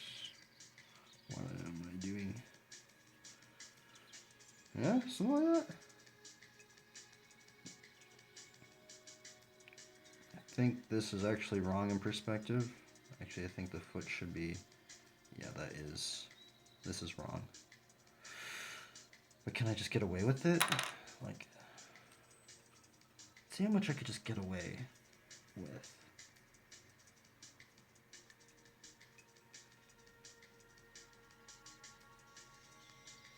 Just going with the form, just free balling it, man. Just free winging it, man. Like,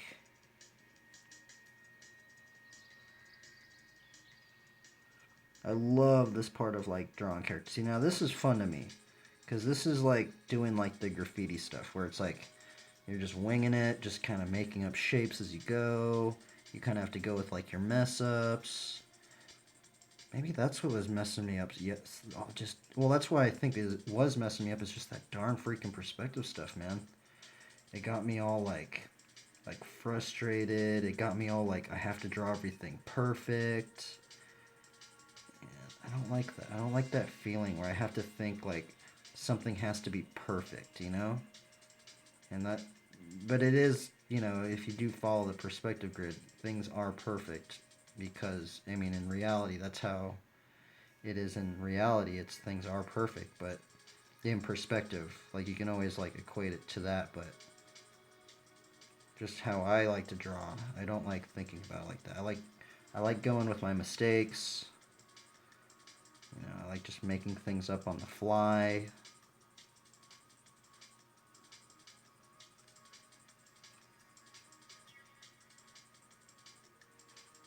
Oops.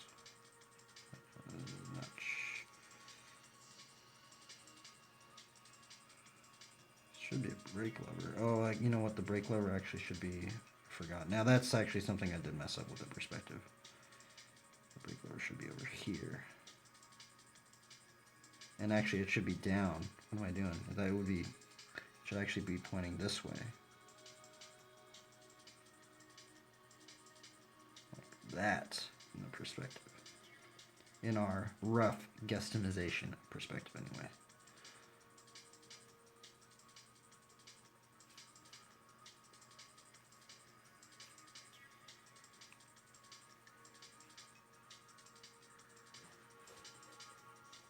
Actually, that's not how the brake look. That's not how the brake cable is. How does the brake cable happen like that? It goes like...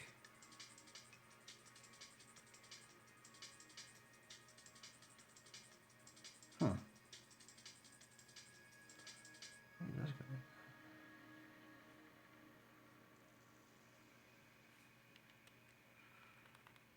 kind of weird.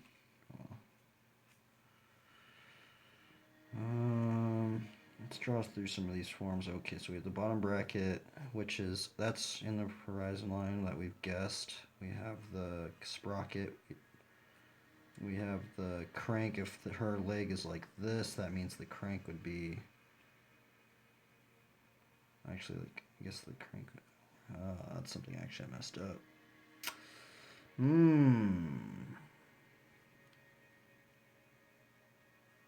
Measuring out the cranks. Now, see, this is where I'm getting into some, let's just wing it.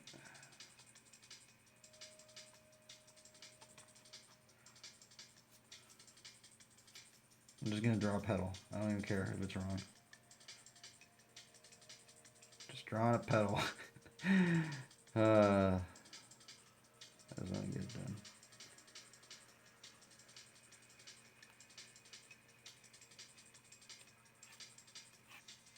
And why is this back wheel actually bigger? It's a little strange. Things are getting wonky. Now things are getting wonky.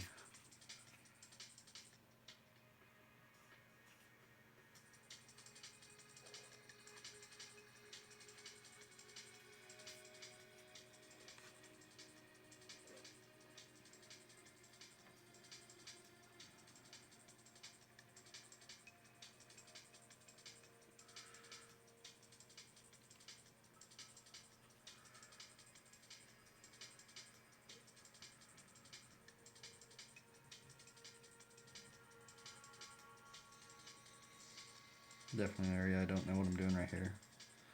Mess this up. Well.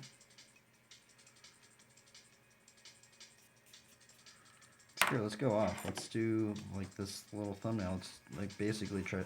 I kind of squished it down because that's one of the problems. I always start squishing things down because I don't place them correctly on the thing.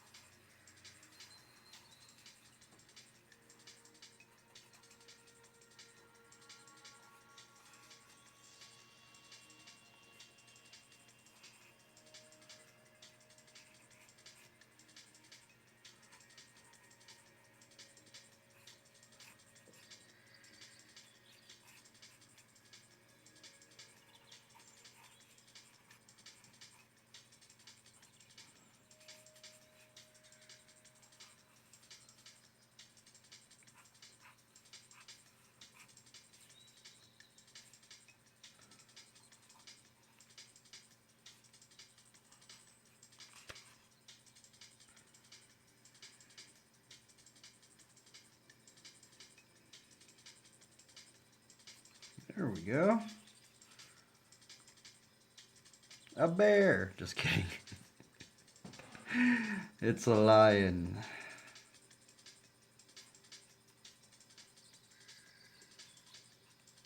Could be a bear. I wanted to make a bear. Ooh, okay. Now I'm getting back into the groove. There, I just guess everything now. See, I'm kind of guessing this. At least I know now somewhat of the guesstimations of the perspective.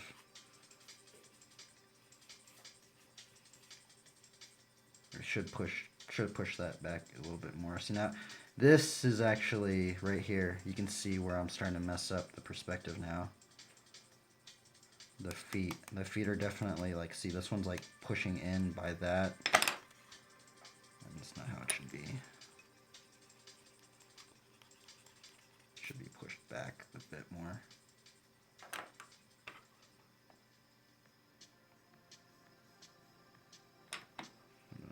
I mean, from that we could like put some birds in here.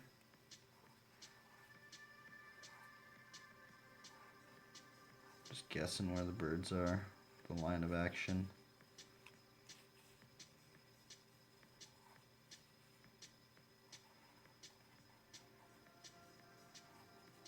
That one actually worked out. This is a good little bird.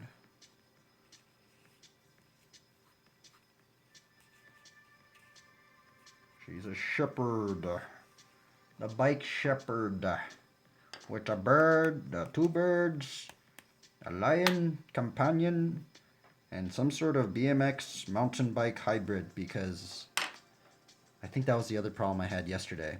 I drew a BMX bike and I was like, oh man, I drew a BMX bike. Okay, well, I gotta draw a realistic character or whatever. This is since I just free winged it, didn't measure anything out really. This is fun. This is where it gets fun for me. I get to just, and see how much faster it was. This one was so much faster, man.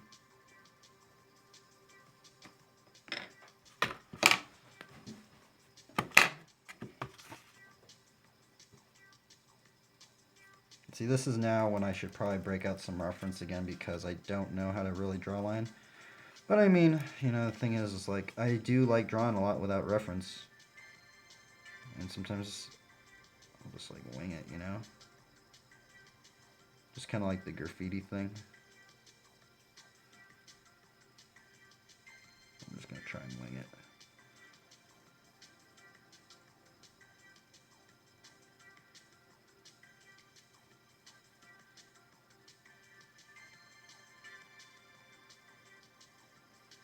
Doesn't really look like a lion, that's the problem.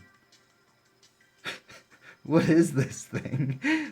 It looks like a dog. It looks like a dog.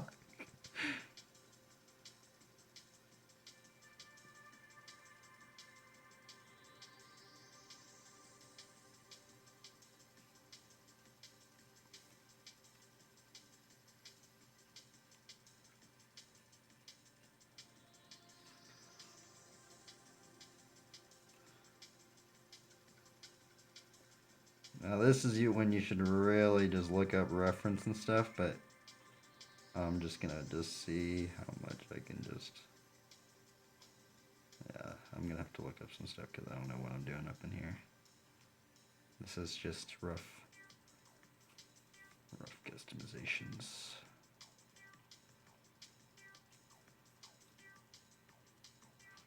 Trying to also just smush it into perspective because I got that wrong.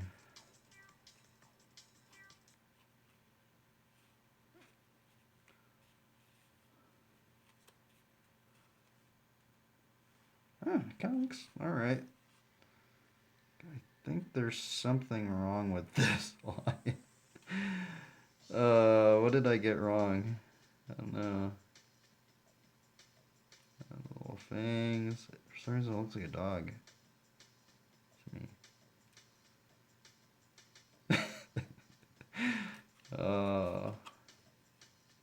Let's re-wing these birds now. Okay, we got.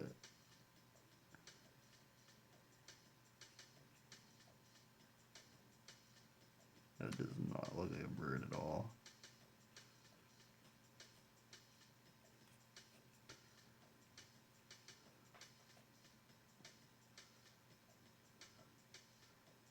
It just looks like a symbol of a bird. This is the Twitter logo.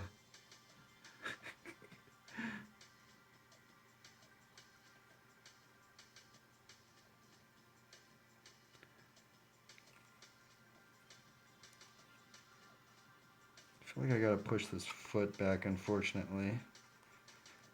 Yeah, I gotta push it like right there, I think, because if I'm trying to get it somewhat in the perspective. I'm thinking about the perspective a little bit. Not as much as I was.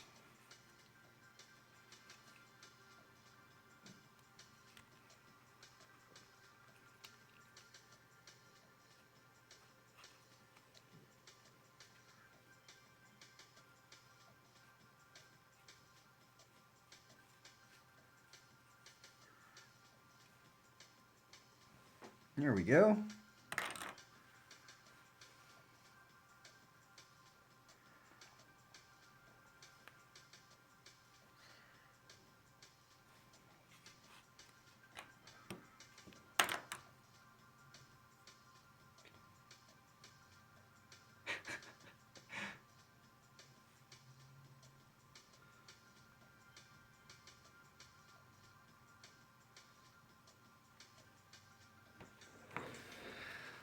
funny.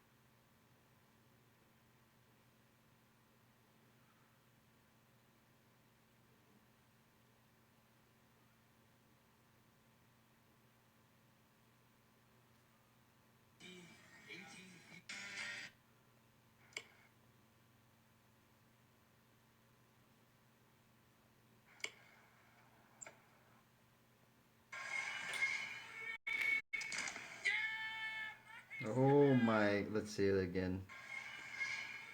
Holy Toledo!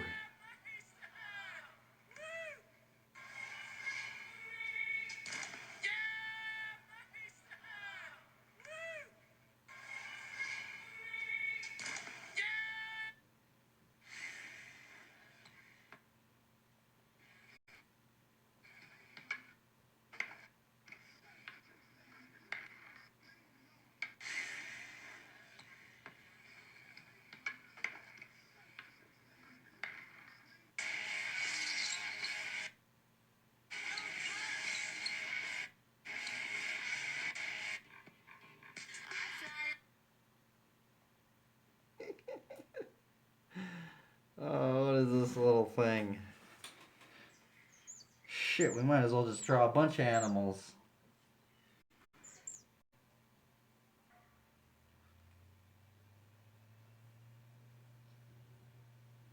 Do that.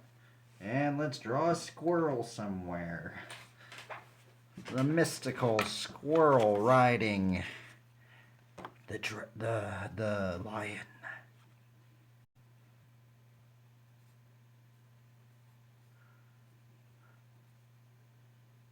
The little squirrel is. Have you ever seen? Have you ever heard of the story of the squirrel that has a lion mount? Well, now you have. Freewinging the squirrel.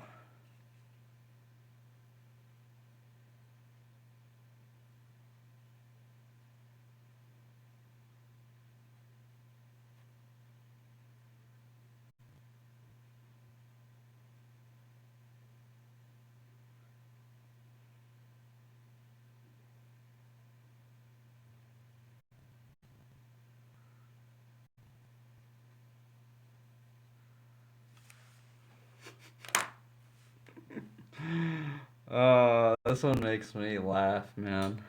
This one was so much more fun. So much more fun. Let's add some pegs on here.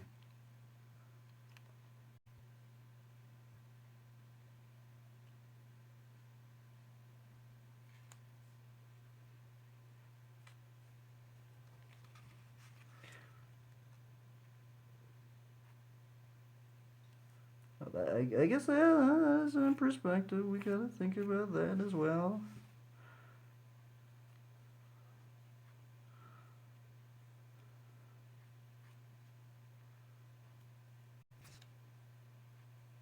Boom. So much more fun.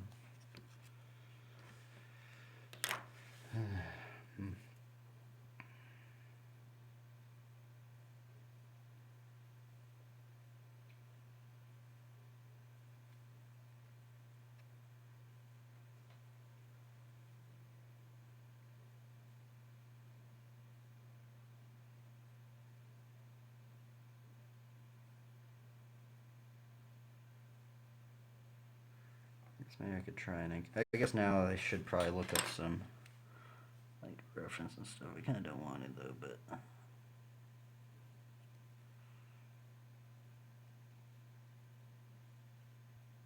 reason this lion looks happy. I guess it's because I did that line like that.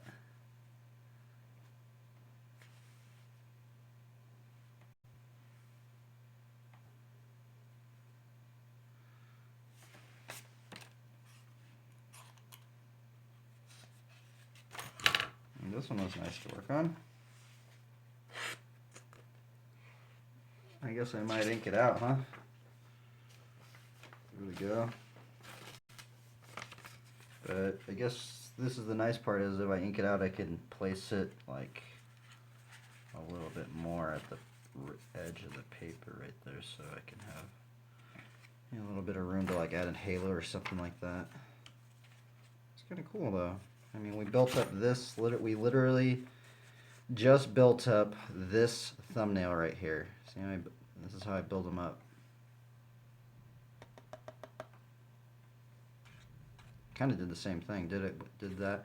And actually, I might start doing that. I might do the bike green, bigger blue or something, or, you know, whatever different color, and then something like that. I don't know about the shepherd's staff thing. You know what? I guess it could be a shepherd's staff and then have leaves growing on it.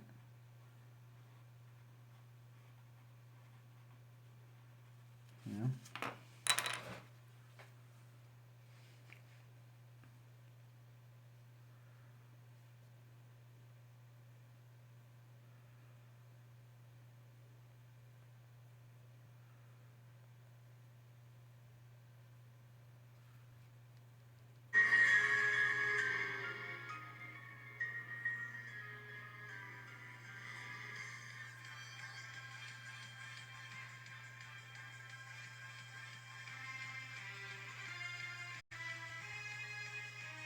Dude, they're getting into animation with the BMX stuff. That's hilarious.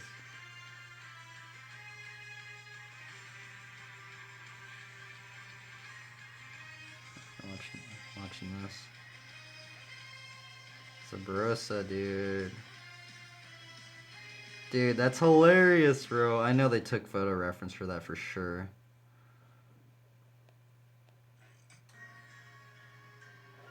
That's pretty funny. Dude, that is funny, man. Look at that.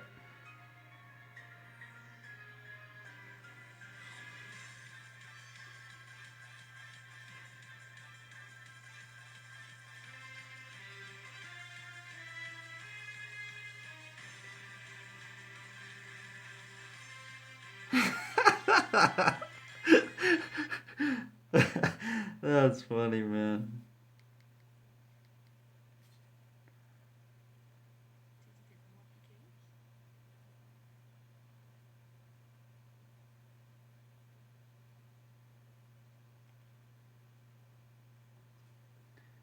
Okay, I need to get this done soon because I need to go and hang out.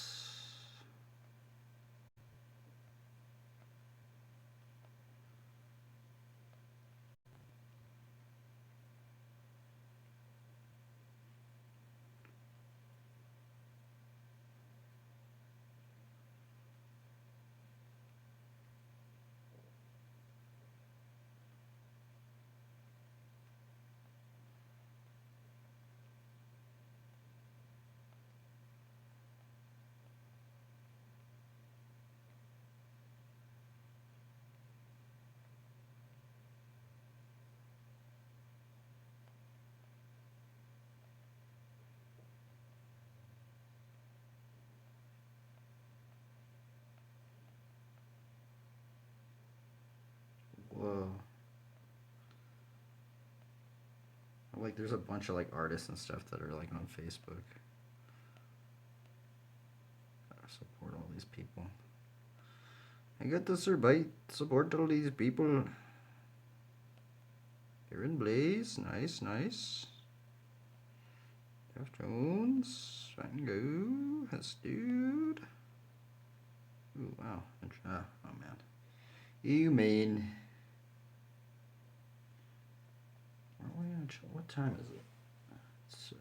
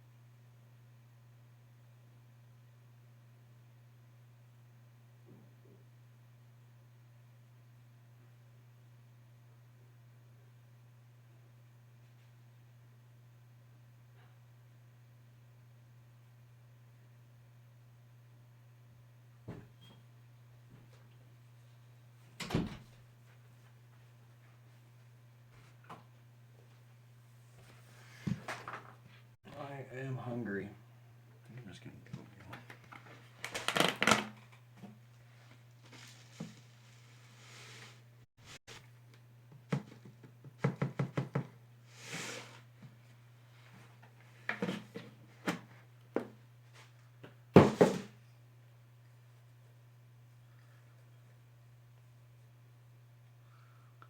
Oatmeal.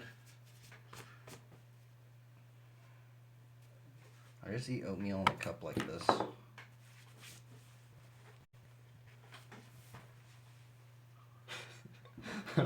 I do cook it sometimes, but man, I just started just like eating oatmeal just raw. I've been doing it for a long time now.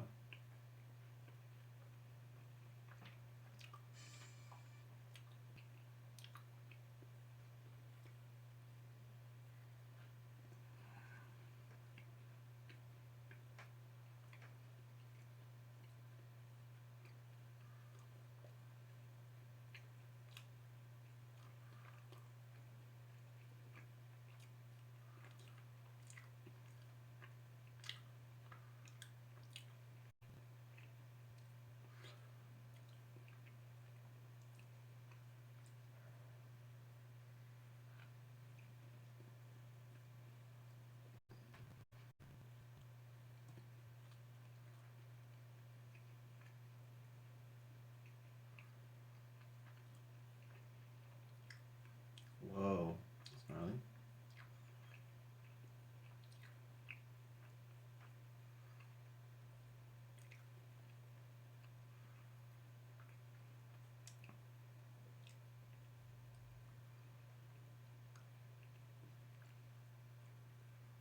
The heck is a strange freaking oatmeal thing? What the heck is this?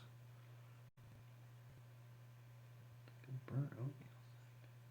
Dude, that ain't even a. That's like a husk or some shit. Weird. I wonder if like normal oatmeal is just like the actual seeds are like soft. Cause it's just like super soft. I wonder if you have to roll it in order for it to be soft.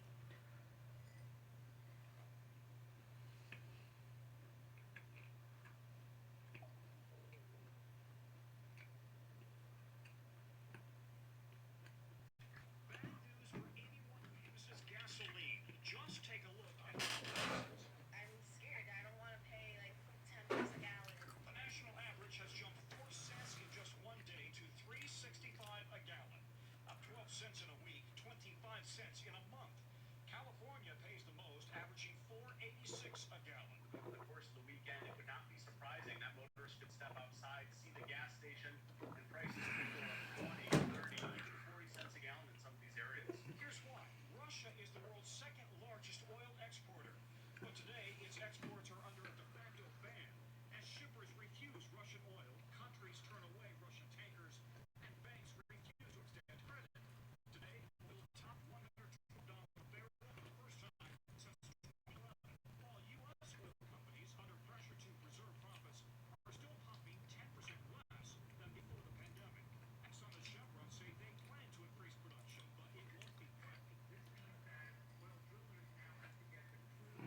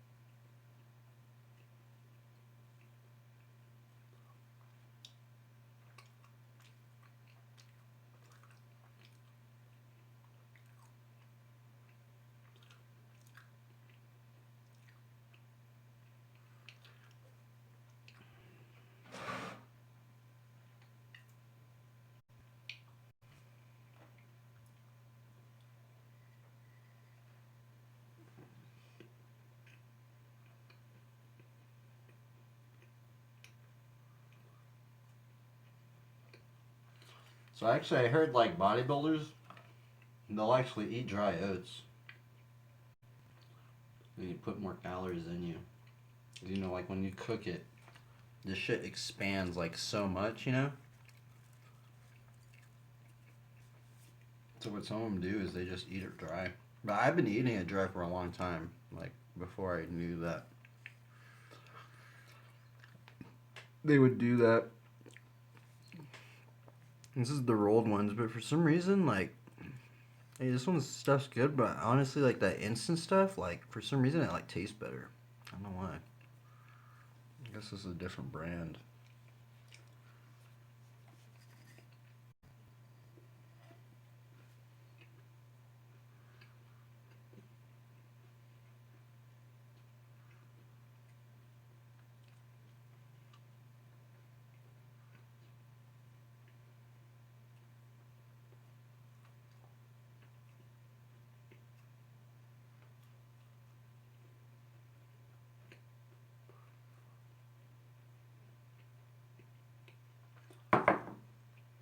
Let's look up Aaron Blaze.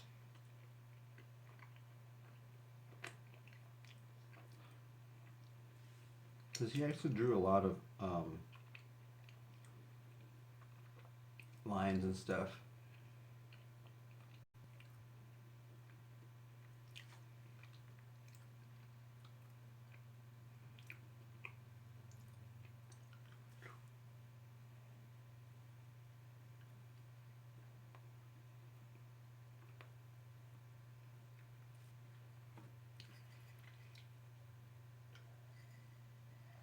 Hey everybody, my name's Aaron Blaze, and as many of you know, I love to draw and paint animals. So recently I decided to create an entire video series on nothing but drawing animals that will be available on my website, creatureartteacher.com. Now in the next couple of weeks, the first set of videos will be made available, and it's going to be on drawing big cats. Within those videos, you're going to find tutorials on drawing lions, tigers, leopards, cheetahs, and cougars. I'm going to take you through the anatomy, gestural drawing, locomotion, everything that you're going to need to know to draw big cats. Now, like I said, it's going to take a couple more weeks before I get them done, but I've got a few of them done now, and I thought, you know what? It might be kind of fun to release the first video to you guys today. So I hope you enjoy it, and I'll see you later. Thanks. Bye. I wonder if Tahim's good in freaking oatmeal. That'd be good. Probably bad. I like salt in my oatmeal. I'm not actually, you know what's weird? I never liked sweet oatmeal. I've always had oatmeal like savory. This actually might be a good combo up in here.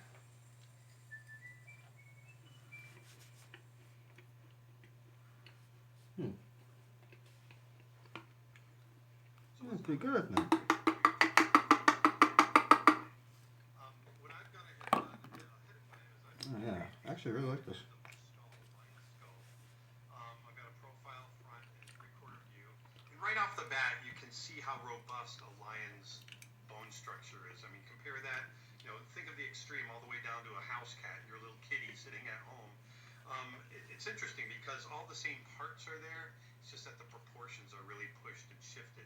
And lions, because of their predatory nature, they've got to take down such large prey, they have really big, heavy bone structure. Their cheekbones, look at the size of their teeth, and the crest on their head, where all that jaw muscle attaches to, so that they can bite down extremely hard, is incredibly accentuated. And those cheekbones that hold everything in. It's a very strong, robust bone structure. So why don't we go ahead? What I thought I would do is I'm just going to go ahead and do some drawing right over the top of the skulls. Let's go ahead and start with the profile. And I'm just going to start talking about how the flesh sits on top of that skull. So you can think about that bone structure as you're working. Okay? So first things first, let's go ahead, and I'm just going to kind of work the outline so you guys can see. First thing to look at is, look at that break in the forehead. See how there's you got that break like that. lions have, and think about lions too, just like people. There's going to be varying degrees of differences. I mean, not every lion looks the same, just like every person does not look the same. But there are bits to each lion that are going to be consistent from lion to lion. So there's always going to be this break. Some are straighter, some are have much more of a break. But you always got this break. Here. So let's get in here. And I'm going to knock that out past that. There we go. And the first thing is, you've got this that comes down. We got to get that nose in there. And this is where the cartilage attaches, and you'll always see kind of a break right in here. And you want to make sure that there's enough space right here for those lips and the cheek flaps and all that to go over the teeth. So, and the other thing too about lines, especially in profile, that nose, when it transitions into the nose like so, tends to be fairly round. So right now I'm just doing kind of the silhouette so you can see what I'm thinking here. And you got this chin that comes down like so. And most of this is going to be hair. Alright? Now let's go ahead, as I've gotten this in here, I'm going to go ahead and just anchor the eye. So obviously you see the eye socket, and that eye has got to sit right in there. So if I were to draw the eyeball sitting in there, it would be something like that. Okay, but we're only going to see this much of it. And you've got, lions have this heavy kind of brow that helps shade their eyes in that bright African sunlight. I've got big muscle here. Once again, just like in other cats. Got this dark part that comes down right there. So I'm going to jump down to the nose. The noses on lions are along with other big cats, very cool. And it comes down like this. If I draw it from the front, which I will on the other skulls, you've got kind of this. It looks almost like a bird flying towards you, right? And then you've got the nostrils.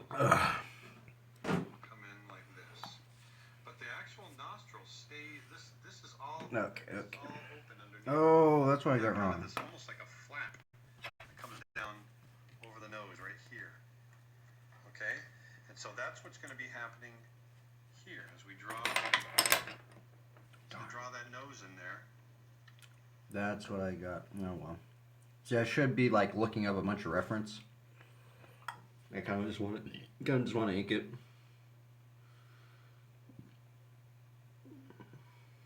I definitely got that nose wrong. It's like a dog nose.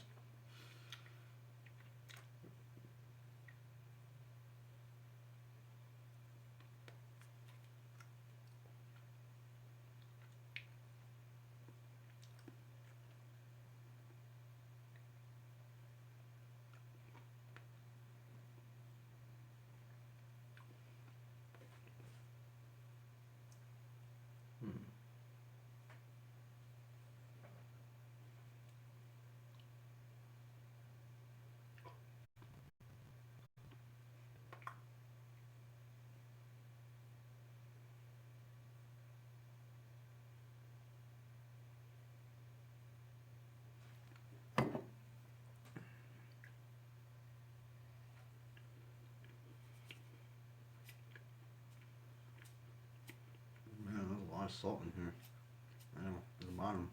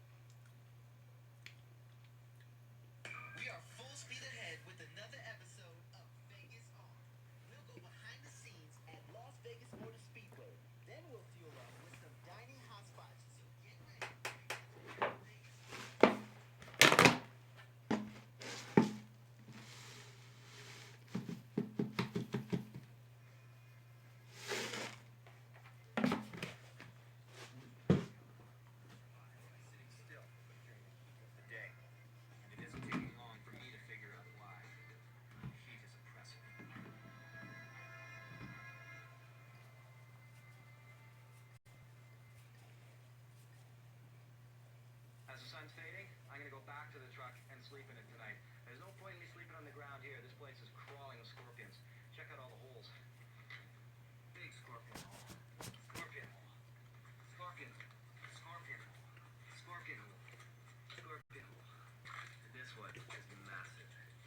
See, the thing is, the scorpion is as wide as its hole. That's incredible. When the sun goes down in the desert, it's instant relief. That sun is relentless. For me, I have to think about my priorities now. The first priority is just to get through this night. In the back of a pickup truck.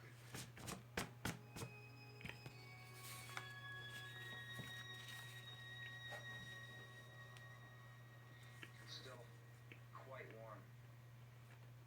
My challenges this week are pretty obvious.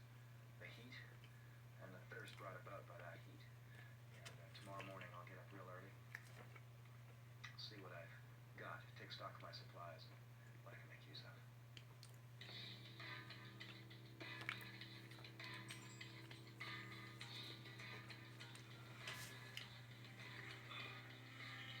Well, this is where I ended up spending the night, in the cab of the truck. The sun is just about to come up.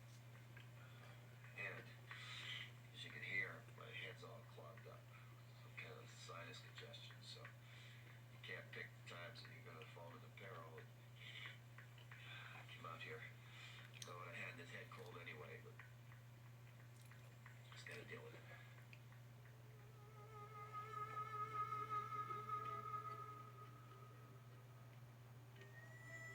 So what I'm gonna do now is check and see what came with this truck. What I have that I can survive with. You would think it would be a simple matter to rip apart a vehicle, but in fact, with only a multi-tool at my disposal, it can be pretty tough. Most of the nuts and bolts are too big anyway, or they're rusted on. But as is typical with a work truck, it's full of useful junk. Couple buckets. Okay. Let's take this out. Alright, reading your oatmeal. Oh, good. Some instant coffee. No coffee pot. Not much water. The Survivor Man. Empty can of pop. Another empty can of pop. That'll be a tease. Some empty cups. Sugar container from a restaurant. Now, why would anybody have one of those? I don't really know. We'll see. But for real, jar of peanut butter and a can of jam. Never had so much luxury.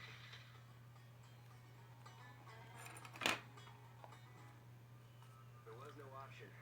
I had to come out here with water. Otherwise, if I'd been here in the Kalahari Desert in the middle of summer, that water would have perished inside of 2 or 3 days, guaranteed. You need at least a gallon of water per person per day. I'm just gonna bring this. So I've got 20 liters of water here. That's basically about 2 days supply. When I survived one time in the Arctic, the locals there gave me some raw seal meat to take in with me. And here, they've also given me something to bring in to eat. Partway through the week, an ostrich egg. So I'm gonna hold on to this, see how much luck I have on my own first, and crack this when the need arises. Down there, that's where the illusion of a mirage happens. It's just a big, wide, flat pan. There's not an ounce of water down there. The sun plays tricks on your eyes and it looks like it could be a lake. It should come as no surprise. Let's see, how does this look? Oh, it's so hard to get it to where it wants to at least. Small shade trees, each at least half What if I? No, I can't do it like that. It's barely 10 o'clock and it's 35 degrees Celsius in the shade. Maybe I could just move this down a little bit, but I can't get over how intensely hot it is. All I can do is lay here. well, Feeling waves of heat sort of blow in. One thing I should definitely not do is stay getting my clothing off. You in fact preserve more of your moisture by keeping fully clothed.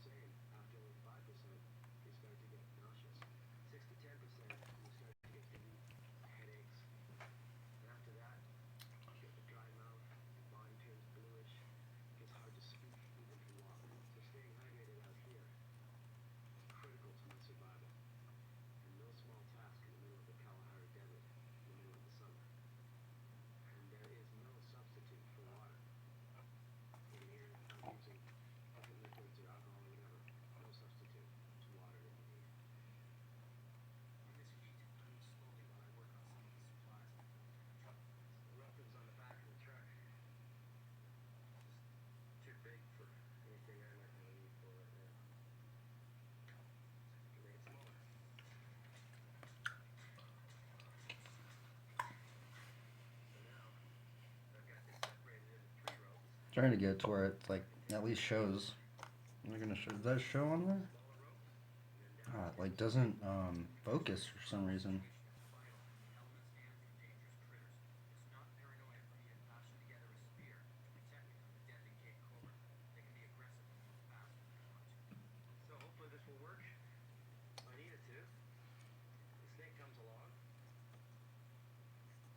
Like this. And I've got this on the end of the pole. I can trap it, hold the head down. Becomes a bit of a protection device. It's also going to be used for hunting. Even in one of the hottest places on the planet, fire is still important for my survival.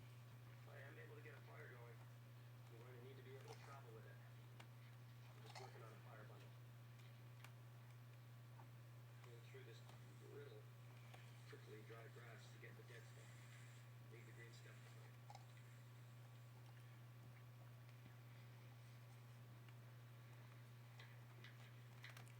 I grabbed some vinyl from the truck, used to wrap around it. And there's some dung around. I don't know what kind of dung it is, but it's an ungulate, so it's a grass eater, and it'll probably work pretty well. I'm gonna put a little cross. She's gonna be wearing a little cross. And you do want it to be very tight because you don't want it to burn. You just want it to smolder for as long as you have to travel.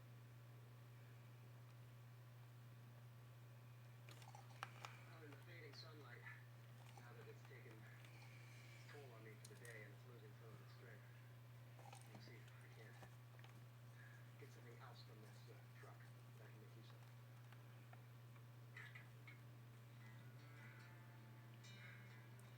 Got a piece of the fuel line.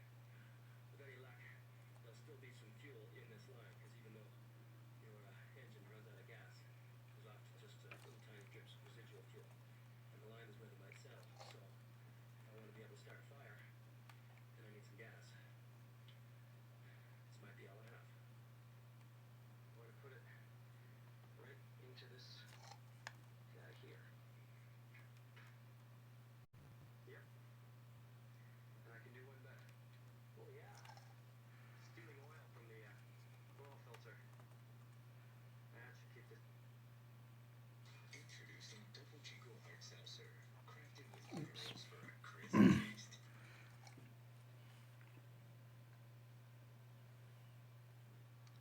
This thing's smoldering really nicely. So I've got my fire bundle, and it's been impregnated with gas and oil. And all I have to do is get a spark in it and get it burning on the top tomorrow. And with any luck, I'll be able to travel with fire when I get out of here.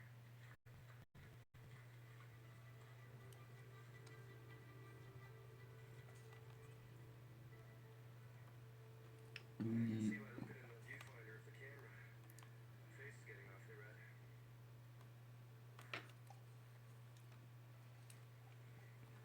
Gonna be a piece of toast by the end of this week.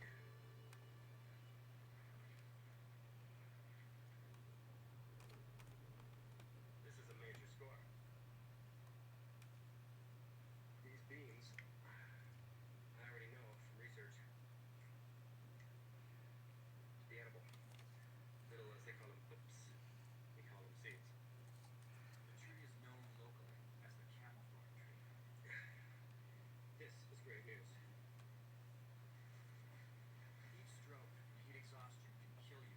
It's not just a matter of overheating. It's a deadly process of your body not being able to cope. And eventually, or sometimes in short order, it shuts down. I feel like I'm overheating. Like I might have heat exhaustion. I'm feeling pretty nauseous. And I feel like I can't cool down. My body's just radiating so much heat. I've sacrificed a bit of water to put on my bandana and to get around my carotid arteries. Because that's what you want to do. You want to cool your blood down. Cool.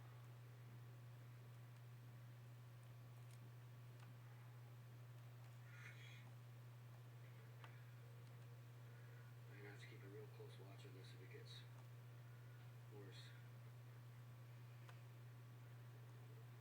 I'll have to call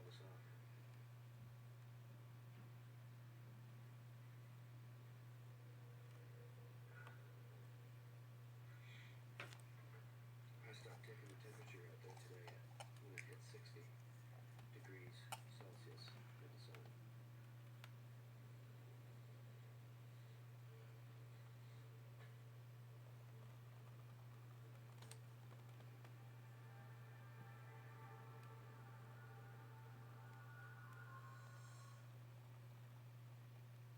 It's the second night in the Kalahari Desert, and the most dangerous night I've ever faced. For hours I have flirted on the edge of near fatal heat exhaustion.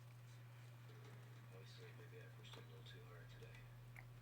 I know I sat in the shade for a long time. I mean, it's like being in a worldwide oven. This is the toughest night of survival I've ever experienced.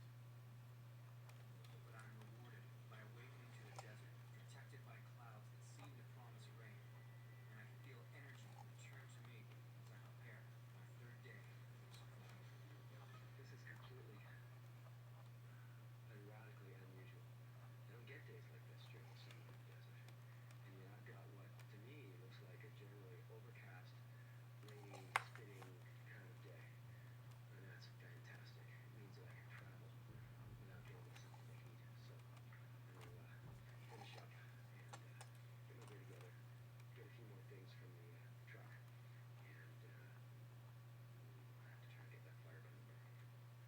And I hope this holds out. It could last all day. It would suit me fine. It's raining, and it feels great. Should see if I can find a way of capturing this water if it really starts to rain.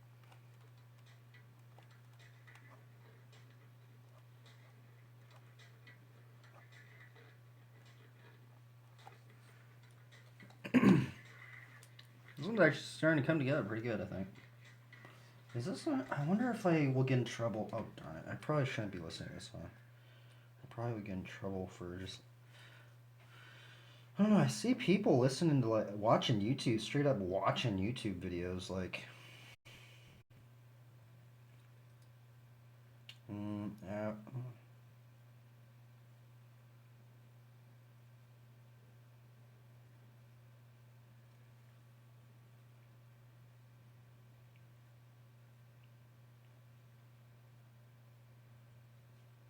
Well, 15 minutes could save you 15% or more on car insurance.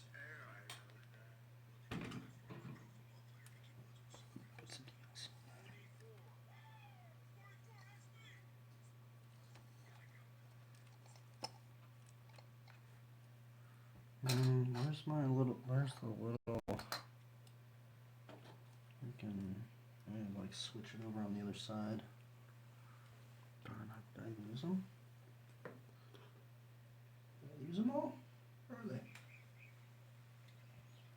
I have that one over on that. I guess I could just move it. I don't want to move it like that. I want to move it very carefully on that side, and then relieve.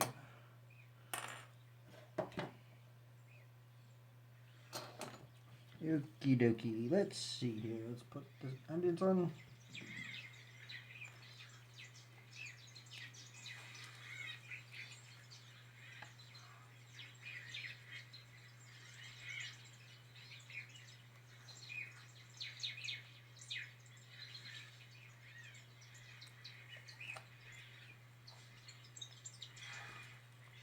She'll have a leaf knee pad.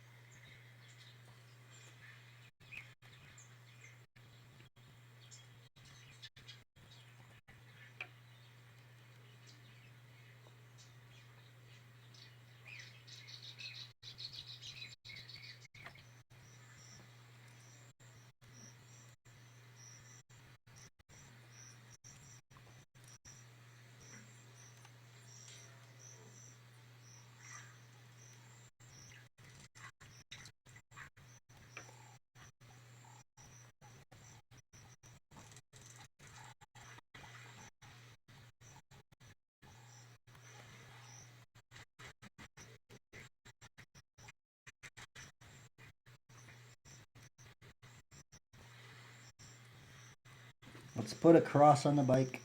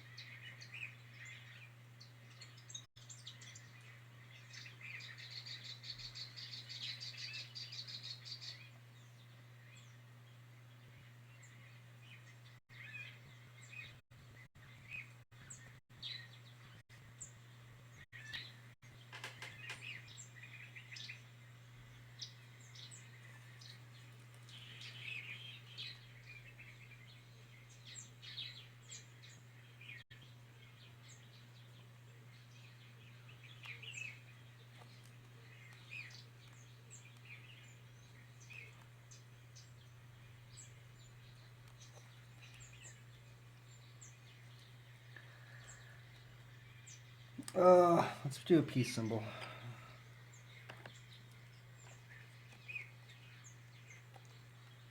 How would I do that?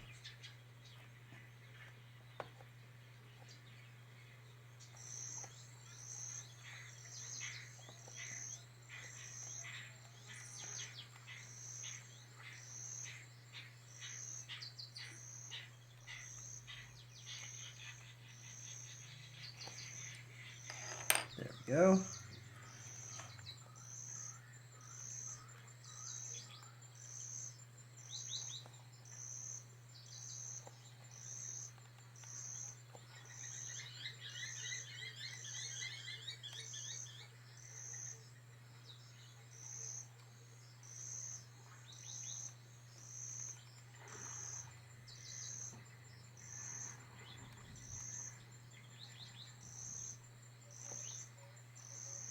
Oh, darn it, I messed that up. Oh well, we attempted it. I like tried to do like a peace symbol while she's like holding on to the bars. It's very awkward actually.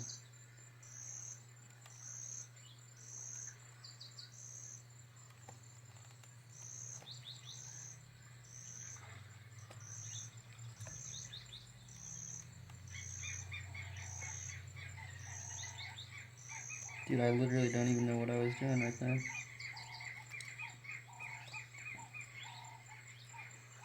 And it's like, oh my goodness, I just totally messed it up. Ah, why did I do that? Hold on. Darn it. Oh, man, this is why I don't like inking.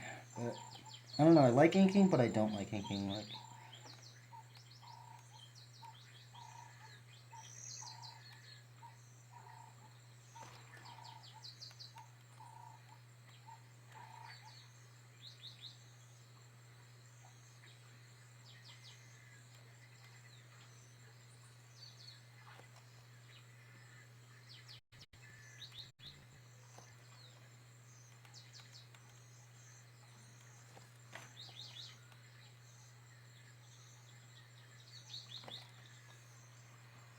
cause like, why? I don't even know what I'm doing, man. I don't know what I'm doing. Darn it.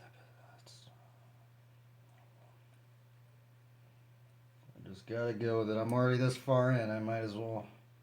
That's actually the one reason I guess inking's frustrating yet kind of cool is it forces you to just forces you to keep going, I guess. There ain't no backing down now. I gotta finish it now.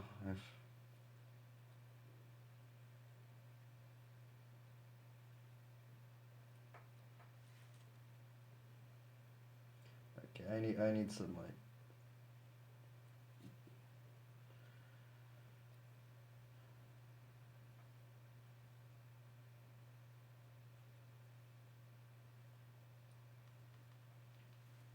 Let's go with some happy music.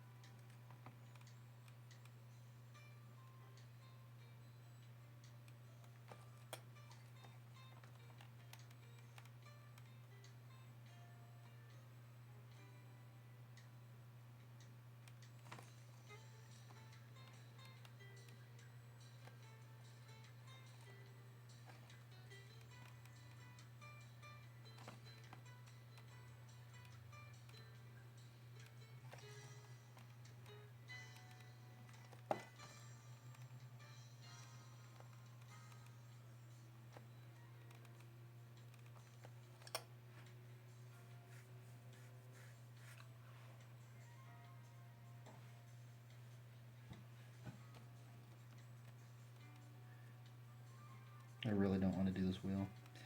And I think I am going to have to cover these feet up. I was like, if I had the time, I'd probably like look up reference or something. But I don't know. Just to get it down, but I'll just put shoes on this.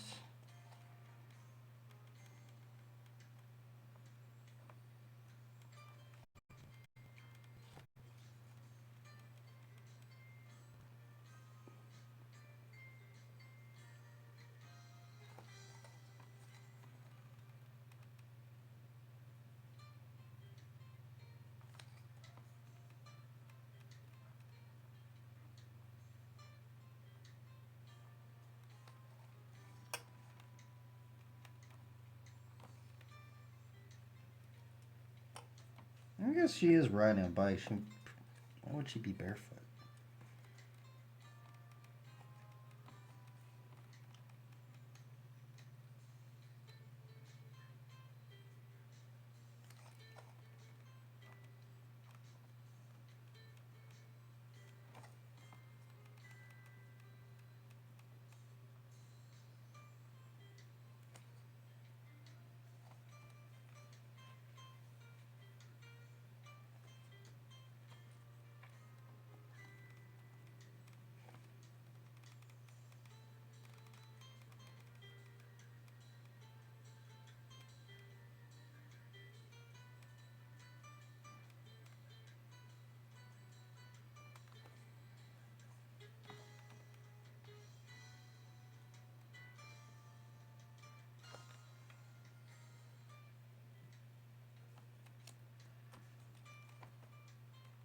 This is why Bob Ross listened to this song so much. It's a very happy song.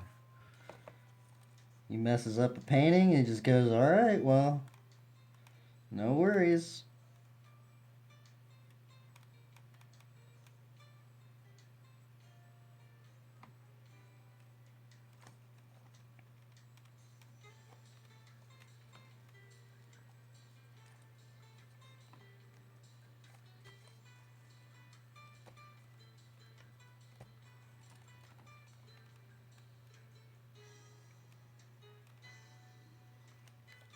Oh, I forgot about the brake cable. Darn it.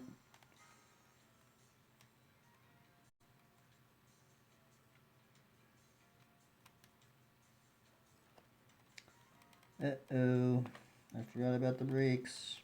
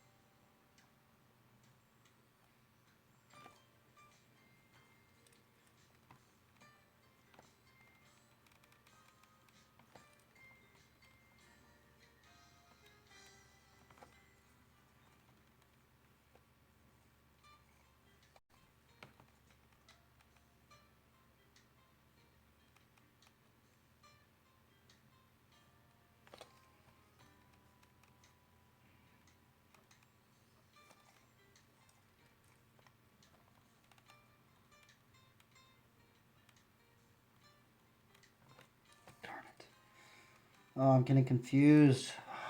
Freaking should draw it more.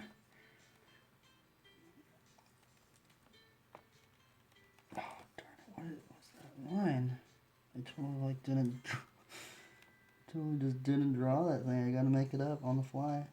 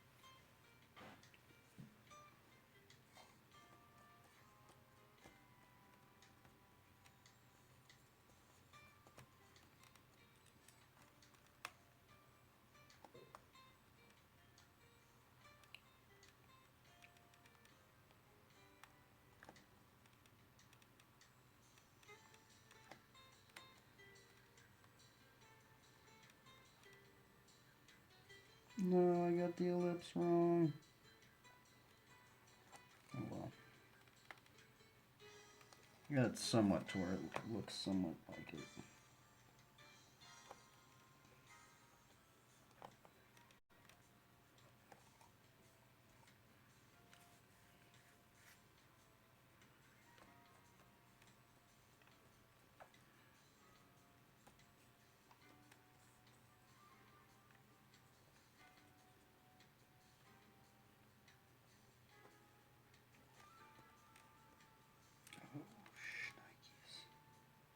I guess she could have like a pouch right there.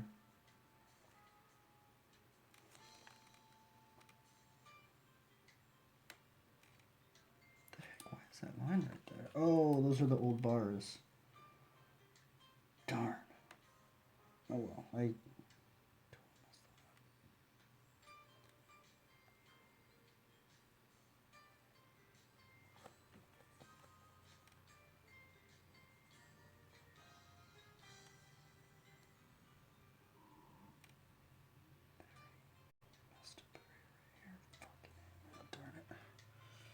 I just messed it up again. I messed it up again. That's the problem if I don't. This is why you draw things. And you don't draw with the pen. Because you just mess things up. And sometimes I just want to like save time and I don't draw things.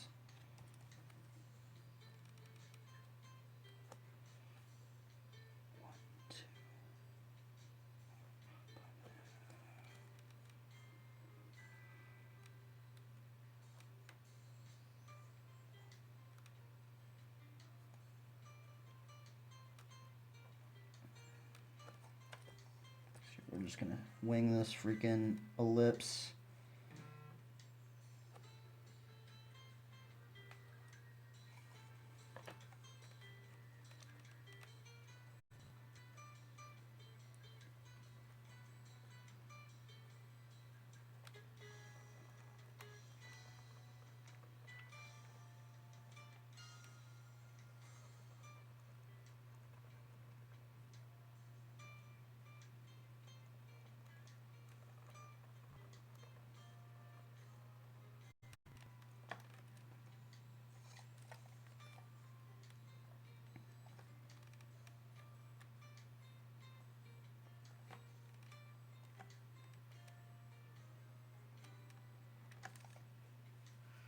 Like, should I draw that next, like the rim?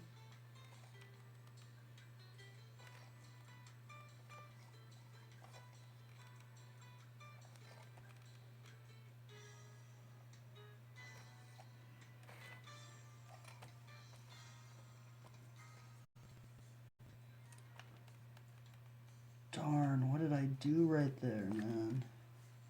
How did I mess that up right there, man?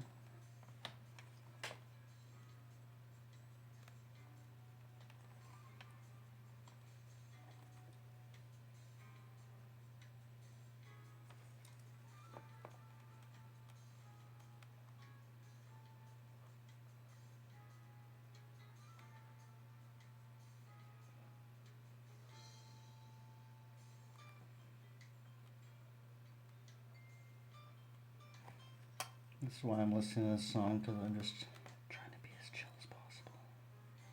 Welcome to the Cringe Factory. You've entered the Cringe Factory. Welcome, everybody. Well, come and watch me fail on how to draw this bike.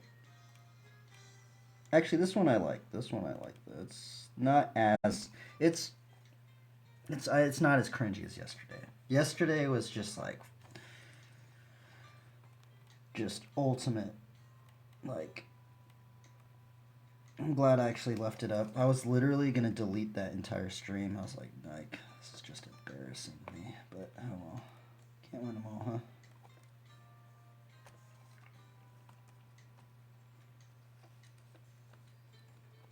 I also don't know. Now, see, this is when I'm like, see right there that this bird right there. I should be looking at more reference because I literally just winged that thing. But I'm just gonna go for it.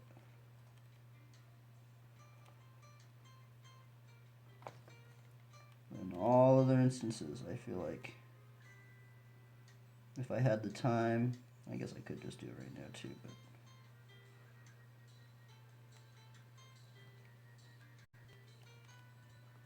But literally, this thing does not even look like a bird.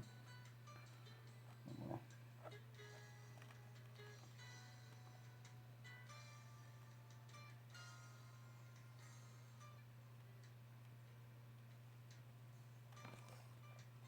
I guess it kind of does. It kind of looks like a bird.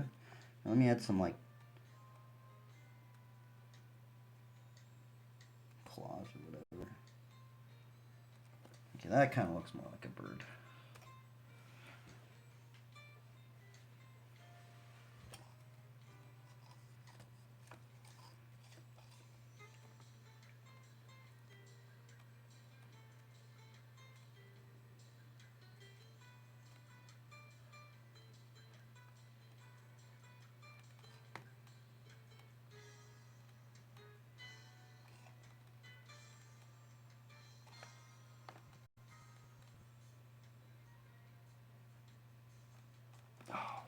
That one, yeah.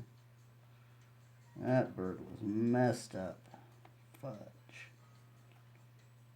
The bird that I kind of had at least in a semblance of what I was going to do, I messed it up.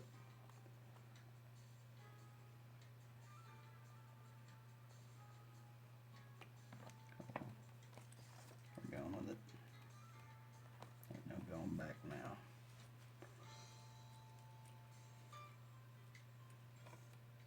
now. Okay, let's draw this little squirrel.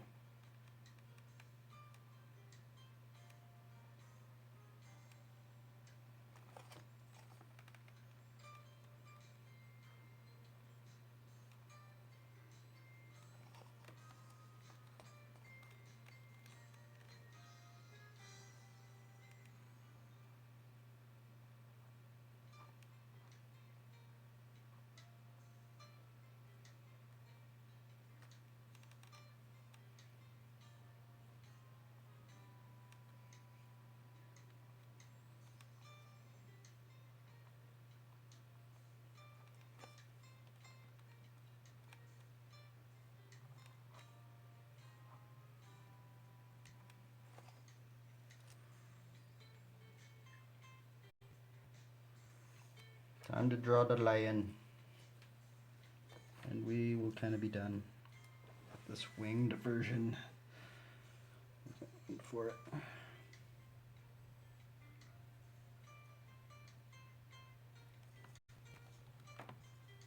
Yo, I forgot to draw this seat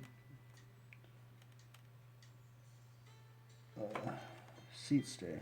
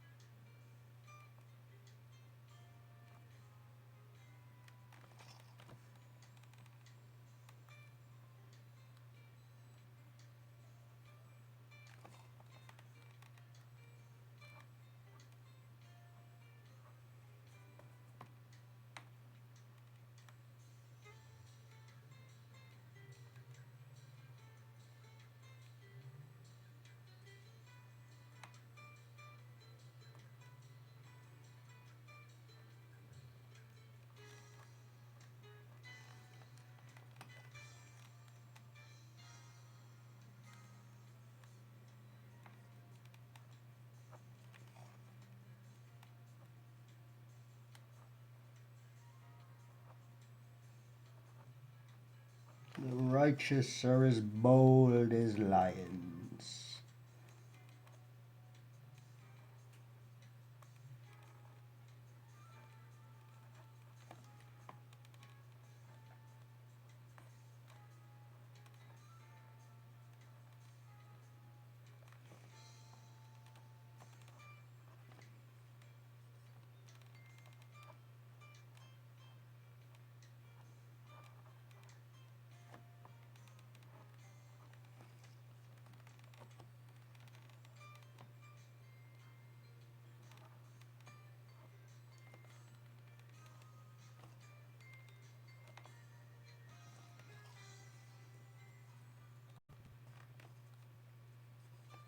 I'm just gonna wing this anatomy, I guess. Budget was winging it because I know how much time. Oh, I guess I could draw a little ear up in here. That rhymed. I could draw a little ear up in here.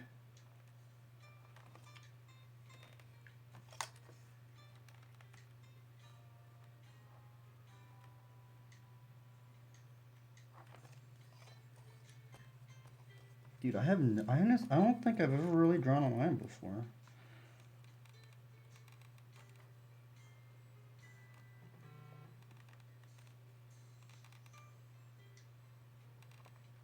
My buddy just hit me up.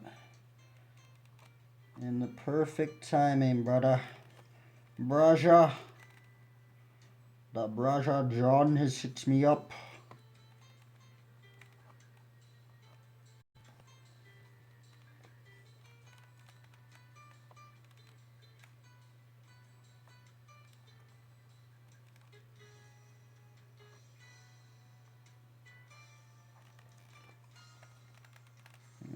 paw.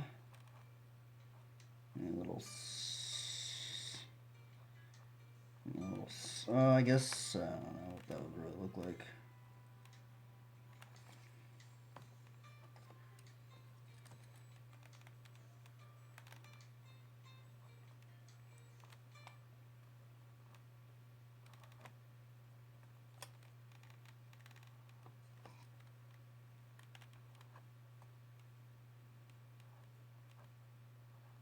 This, I do not know if this is definitely not what a paw looks like. I totally just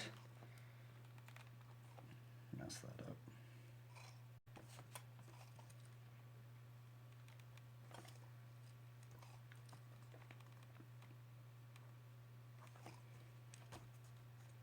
And I should draw, I guess, through some of this form to indicate that there is a lion in the back. I guess we don't have to really draw. Do I have to draw the let's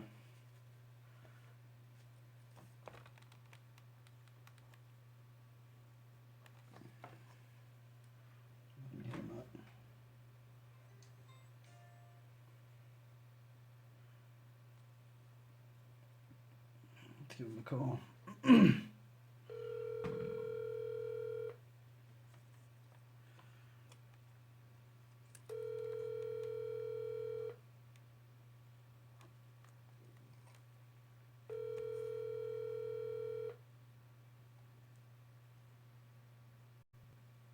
What you doing, bro?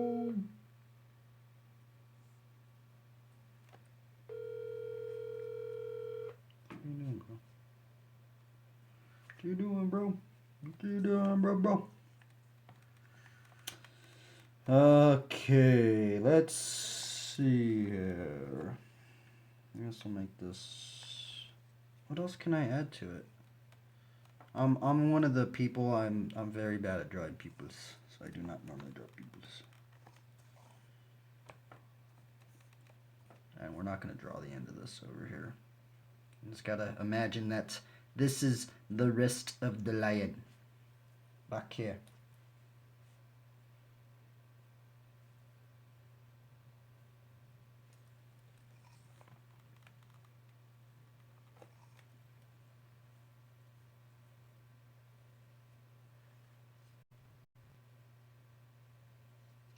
What up, John? Chilling, man. How you doing, bro? I'm just, actually, I just literally kind of finished this little ink thing I did. Nice, dude. Well, I didn't answer a minute ago because I was on the phone with Chris. Oh, shit. Alright. Well, yeah, dude. He said he was just getting home and he was gonna have dinner and then he was gonna come by. Word, man. Yeah, dude. But yeah, dude. I don't know, man. Freaking, I finished having dinner. I'm kicking in the garage already. I've been hanging out, so. Word. Yeah, dude, whenever you come on through. Alright, I'll get ready then. Alright, I'll see you in a bit. Later, man. Perfect. Just got this done. I guess I'm afraid to turn on the lights. So then when I turn on the light, it just becomes broken. You might try some.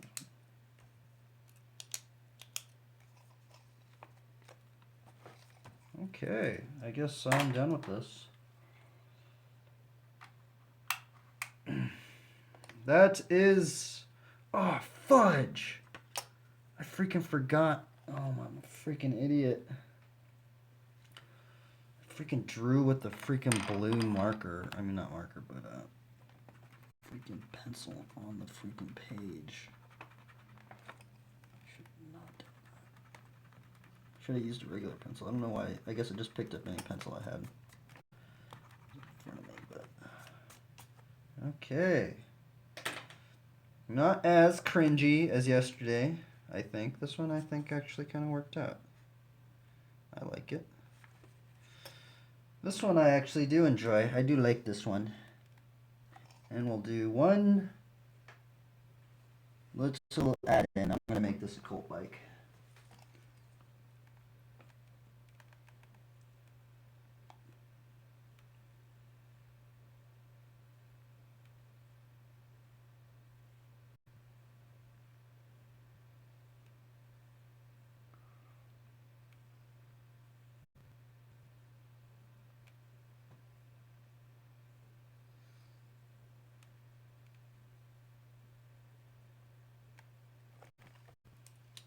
we go.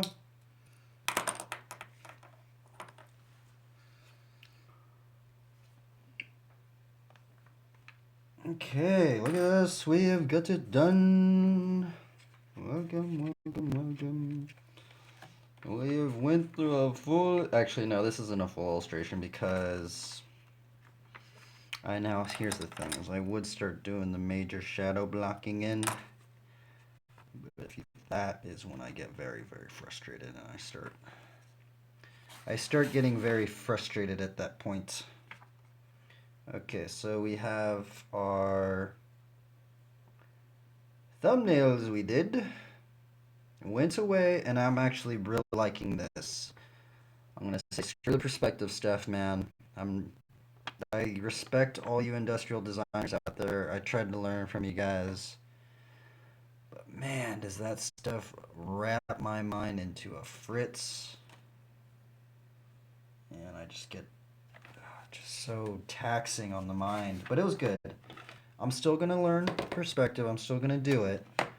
But I kind of feel like I'm just enjoying how I just do things where I just kind of just like make up the perspective. Probably not the way to do it, but that's how I like to do it.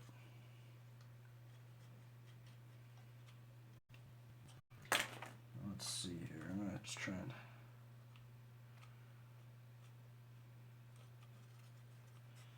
a good thumbnail.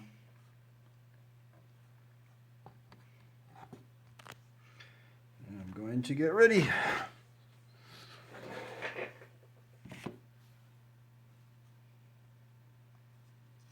Oops.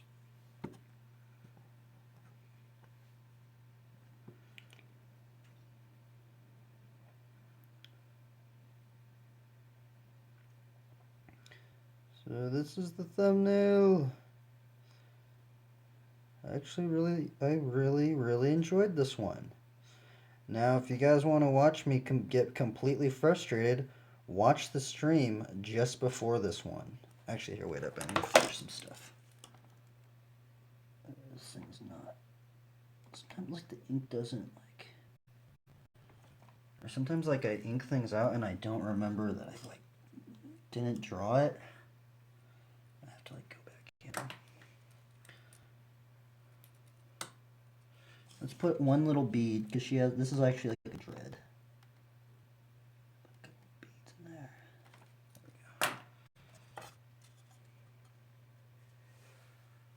we go. Okay. I'm going to get the thumbnail now. Let's see here.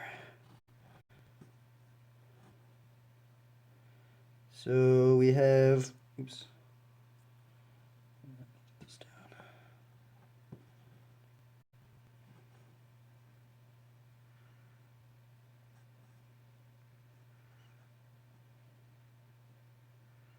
Okay, so we have this chick. I made some...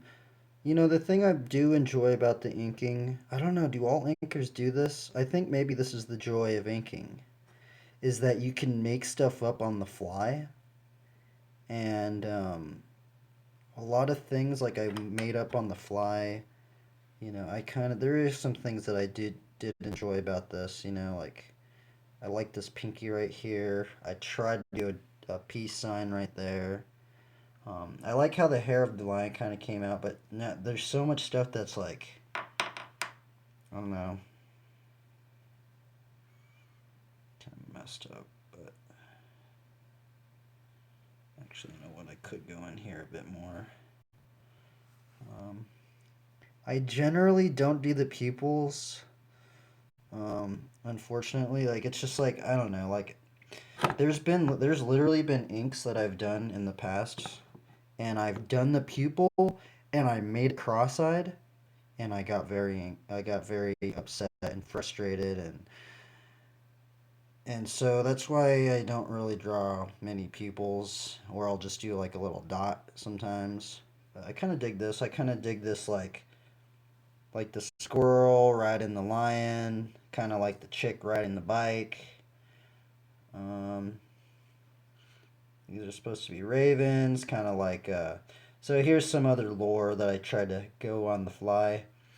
There's a story in the Bible about like a staff that buds. I don't know. I just remember that. I don't know who it is, but there's some sort of staff, and I don't know. I could be wrong, but like it grows leaves or something like that. And this is, we got some. I had to make it a little bit PG. And she has 2 leaves for her bra. Got a leaf. I call that crotchet. She has. Actually, I messed this up. I was gonna like make that a bag thing and then a leaf, and I just messed that up. I messed this line up right here too. See that abdomen line right there? See, I went out and then I made this line, and then I was like, oh shnikes, I messed it up. But overall, I did enjoy this illustration. I like this one. This one was very fun. I think it was fun. I could have drawn some more of these pads. I didn't draw these paw things. Shouldn't there be like 3 of them right there? Or like 4. Looked at Aaron Blaise. Aaron Blaise, the little brief thing that he said about the nose is it's like a little triangle looking thing. Yeah, I think this one.